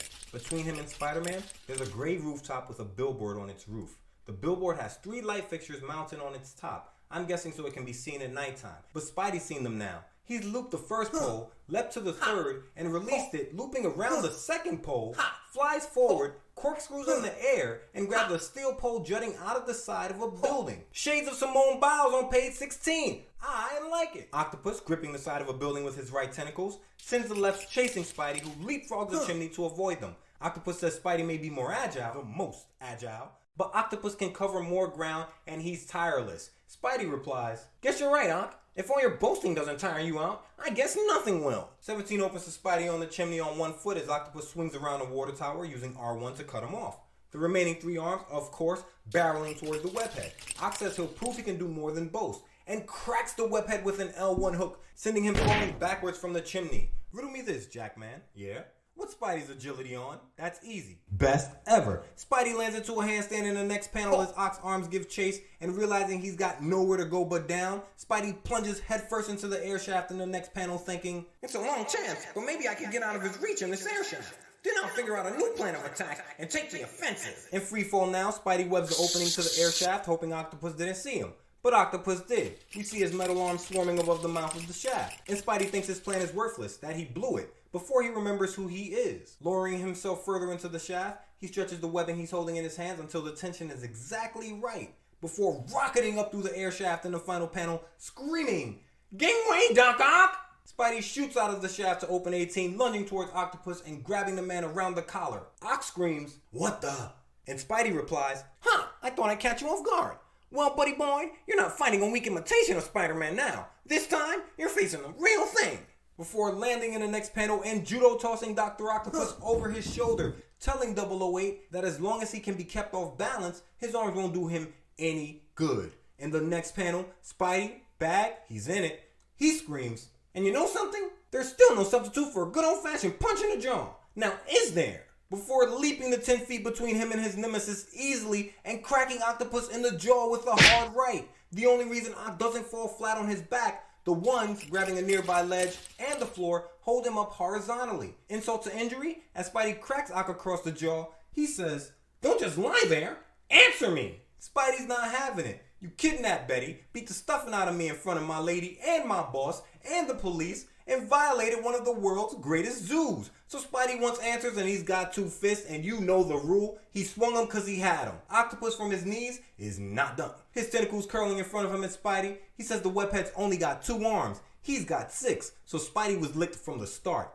Spidey, leaping straight up to avoid R2, has to land quickly on his right foot, leaning backwards to avoid the remaining 3 arms still closing in on him. But Spidey's tired of this dance, and he lunges through the arms, both hands in front of him, fingers wide to open page 19. Octopus says it's a good try, but calls Spidey an ineffectual upstart and says that ain't quite good enough, grabbing Spidey by the neck with his fleshy hands. This is the first time since this battle started that Octopus has used his real hands for anything. Spidey, R1 in his right hand, L2 in his left, has no way to guard against Dr. Octopus as they dance dangerously on the ledge of a rooftop. Spidey's left leg out in front of him, his right pressed up against the edge. And Ock, sensing the tide turning, starts talking his smack. I don't have to move as quickly as you do. With 6 arms at my disposal, I can afford to take my time. I always get what I reach for. On the street below, in a red negative space, crowd reaction shot. We've got a man in the background, brown hat. He's looking up in silent worry. A man in a green horizontally striped blazer and blue fedora. A blonde woman in a purple blouse, her hands up to her mouth as she stares up with her mouth wide open. And a gray-haired guy in a blue blazer and green tie with a brown hat. He is in open-mouth astonishment right now. All of these people are in a state of shock, but gray-haired with the blue blazer screams, "Look, Dr. Octopus is trying to push Spider-Man off the edge of that roof." And Blue Fedora chimes in, He's doing it. Spider-Man is toppling. Wait, he's holding on to Octopus. They're both falling.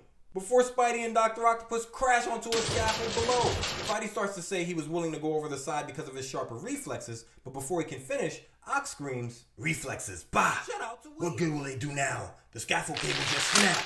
As the left cable of the scaffold snaps, the momentum of the platform sends it crashing through a nearby skylight. In the final panel, we see the Golden Liability and 008 have landed in an abandoned sculptor's studio. Maybe Alicia Masters, on-again, off-again girlfriend to none other than Benji Grimm, the ever-loving blue-eyed Thing. Sidebar, I just read the Thing #1 that's being written by the great Walter Mosley, the man who gave the world Easy Rawlins and Devil in a Blue Dress, and it's shaping up to be my favorite type of Thing tale already. Check it out if you can. Back 2. So Spidey hits the floor of Alicia Masters' abandoned studio, and all around him, we see sculptures. We see a giant gladiator holding a shield and sword, a large stone head wearing a stoic expression, and a life-size model of an angel, its wings spread wide, dressed in a tunic.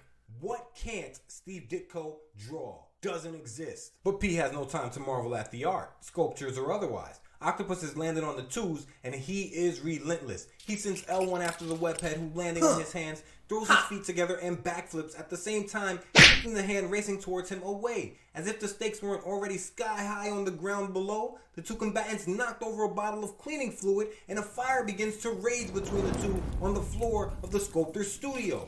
With Octopus giving chase, Spidey leaps to the arm of the giant gladiator and, swinging around the arm to the gladiator's back, calls Octopus a fool for not trying to escape the fire as smoke begins to fill the air. But Octopus, despite 8 appendages, is now singular in his focus. He screams, This building is deserted. It's just you and me now. Only one of us will survive. Ock doesn't care if he dies, and he cares even less if Spidey does. The giant stone head, held up on a wooden platform, now engulfed in fire, crashes onto the floor between the 2 combatants. And Spidey is the bravest, but he's not a fool. He says, "Are you so filled with hate that you're willing to die rather than stop our battle?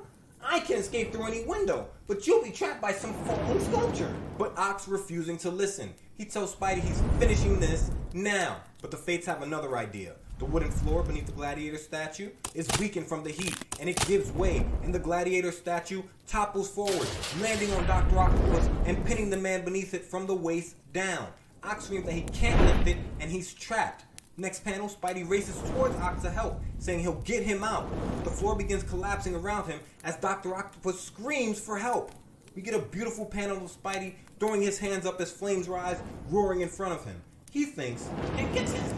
Flames leaping too high, can't get through. And he's right, these flames are now towering over him. There is no way for Spidey to be heroic and get to this man. And Spidey's got his own problem. His back is against the wall in the final panel, flames creeping towards him. And Spidey says, what's the matter with you? I've been so worried about Doc Ock, I forgot about myself. This is no bed of roses for me either. How do I get out of here? The self-preservation is real. Spidey tried, but I don't think he's willing to die trying for a man who may die from trying to kill him. Makes sense? 21 opens and Spidey's getting science. We get a close-up of his hands as he tries to use his webbing, but they give him the Dr. No treatment. And he realizes he's empty. He reaches into his utility belt and we get a great close-up of the sign of the spider at the center of his belt, the camera beside it to the left, and the web cartridge holder. He grabs 2 web cartridges as the flames creep closer to him and says he could change his shooters in his sleep at this point. Locked and loaded, he screams, here goes, and starts spinning webs, using his amazing spider web like a virtuoso, playing out just the right amount of fluid at just the right split second. Spider-Man manages to create a flame-proof umbrella for his head, plus some sections of webbing to use as stepping stones for his racing feet. And we see Spidey moving along web platforms he's created on the burning floor, his upper body shielded by the umbrella, his right hand poking from beneath it as he creates his next stepping pad. He bursts through the window of the studio in the final panel towards the building opposite, screaming, made it! I'll cling to the wall of this building next door and swing to safety from here. Spidey web swings onto page 22 as fire engines tear up the street towards the blaze, and he's wondering if they can get to Doc Ock in time. Reaching the street, Spider-Man ducks into a nearby doorway, emerging seconds later as our teenage friend, Peter Parker. My friend Pete, back on the scene. We see Pete enter a crowd of Liz and Flash Thompson. Liz says she was looking for Pete and he missed all the excitement. If she only knew. Flash, jerking his thumb behind him, tells Pete to get lost because 008 is still at large and Pete might faint if he sees him. Flash is jealous of the attention Pete's getting from Liz, so I think it's so much for the budding friendship I mentioned 2 episodes ago. And it's not stressing Pete at all. He's chilling. He says, why don't you slither back to the rock you crawl out from under, Flash? Like, don't be mad at me, she chose. You mad? You mad at me because she chose? You gotta take that up with Liz, fella. Or, even better, you let her live her life and make her decisions, and you walk it off. There's plenty of fish in the sea. Go get your fishing pole. Get back to work. Back to. The next panel, we see a fireman escorting a bruised and beaten octopus from the burning building as the crowd looks on behind the police line. The firefighter wants no parts of Doc Ock, handing him over to a nearby police officer. I know it's Joe because the cop says, well, we do. We've been itching to get our hands on this character. The next panel, as Pete and the gang look on, we see Joe and Tomas leading the beaten and disgraced villain away. Tomas says, all right, mister, keep moving. We've got a nice cozy cell for you to recuperate in. And Doc Ock, his head down, his fleshy hands handcuffed in front of him, replies, Spider-Man didn't beat me. It was the fire. If not for the fire, everything would have been different. And you know Joe has 2 cents to give. He says, Sure. Every time you've met Spider-Man, he stopped you cold, but next time will be different. We know. Translation, we don't believe you. You need more people. The next panel, we see Liz leaning towards Pete, one hand on his shoulder, one hand on his chest, covering the knot in his tie. That's an affectionate placement of a hand, I gotta say. And she says, now then, Peter, what I wanted to ask you was, I'm having a party tonight and... But Pete is long over Liz. He's got a girl that loves him for who he is, and that's who gets his attention right now. He replies, sorry, Liz, no can do. I've got a date with a certain little brunette tonight, even though she may not know it yet. And walking away from her and Flash in the next panel, he keeps going. I'm sure Flash will be happy to go instead of me. Although I know how boring it must be to have to use all those one-syllable words when you talk to him. Anyway, you deserve each other. For context, Pete has been crushing on Liz since ASM number 1. And now, 1 year later, he is over her. It took him a whole year in the love of someone who genuinely loved him for who he was. And he's going to meet the great Betty Brant and try to take her out tonight. Sorry, Liz, you had your shot. I asked you out, you told me not to call you again. You said you were waiting for Spider-Man and you didn't want me to tie up your line. Do you remember that? Because I remember it. So I'm going to go holler at my baby Betty and you take it easy. Remember, one-syllable words for the dumbhead. That's 2, so don't even use that. Flash shakes an angry fist, calling Pete crummy, but Liz, looking over her shoulder at the back of the Goldenrod kid, cuts him off. She says, don't say it, Flash. We rated that, after the way we've always treated Peter. At least Liz took this as a lesson to learn, and that's good, because Flash was cruising for another bruising. What were you going to do, run up on Pete? Get knocked out in the street? Say it was an accident again? Just let things go, Flash. Let it go. And later that night, We see Pete in his bedroom in his SJB suit, his back to us, the walls around him blanketed in the sign of the spider. As he says he's lucky he had the automatic shutter of his camera on. He got great pics of Doc Ock, and JJ paid him a chunk of dough for them. He ends with, "Yes, sirree, things are sure looking up for my favorite couple of guys. Namely, me." Pete is feeling himself and he's got the win. Happy ending. You love to see it. And the issue closes with a caption box beneath his feet. fooled you, eh? See, we don't always have unhappy endings. Like anyone else, our web-spinning hero has his ups and downs. But if he thinks things are going to stay rosy, it's a good thing he doesn't suspect what's in store for him next-ish. See you then. And we're out. Me and my best friend Pete, old adventures, new critiques.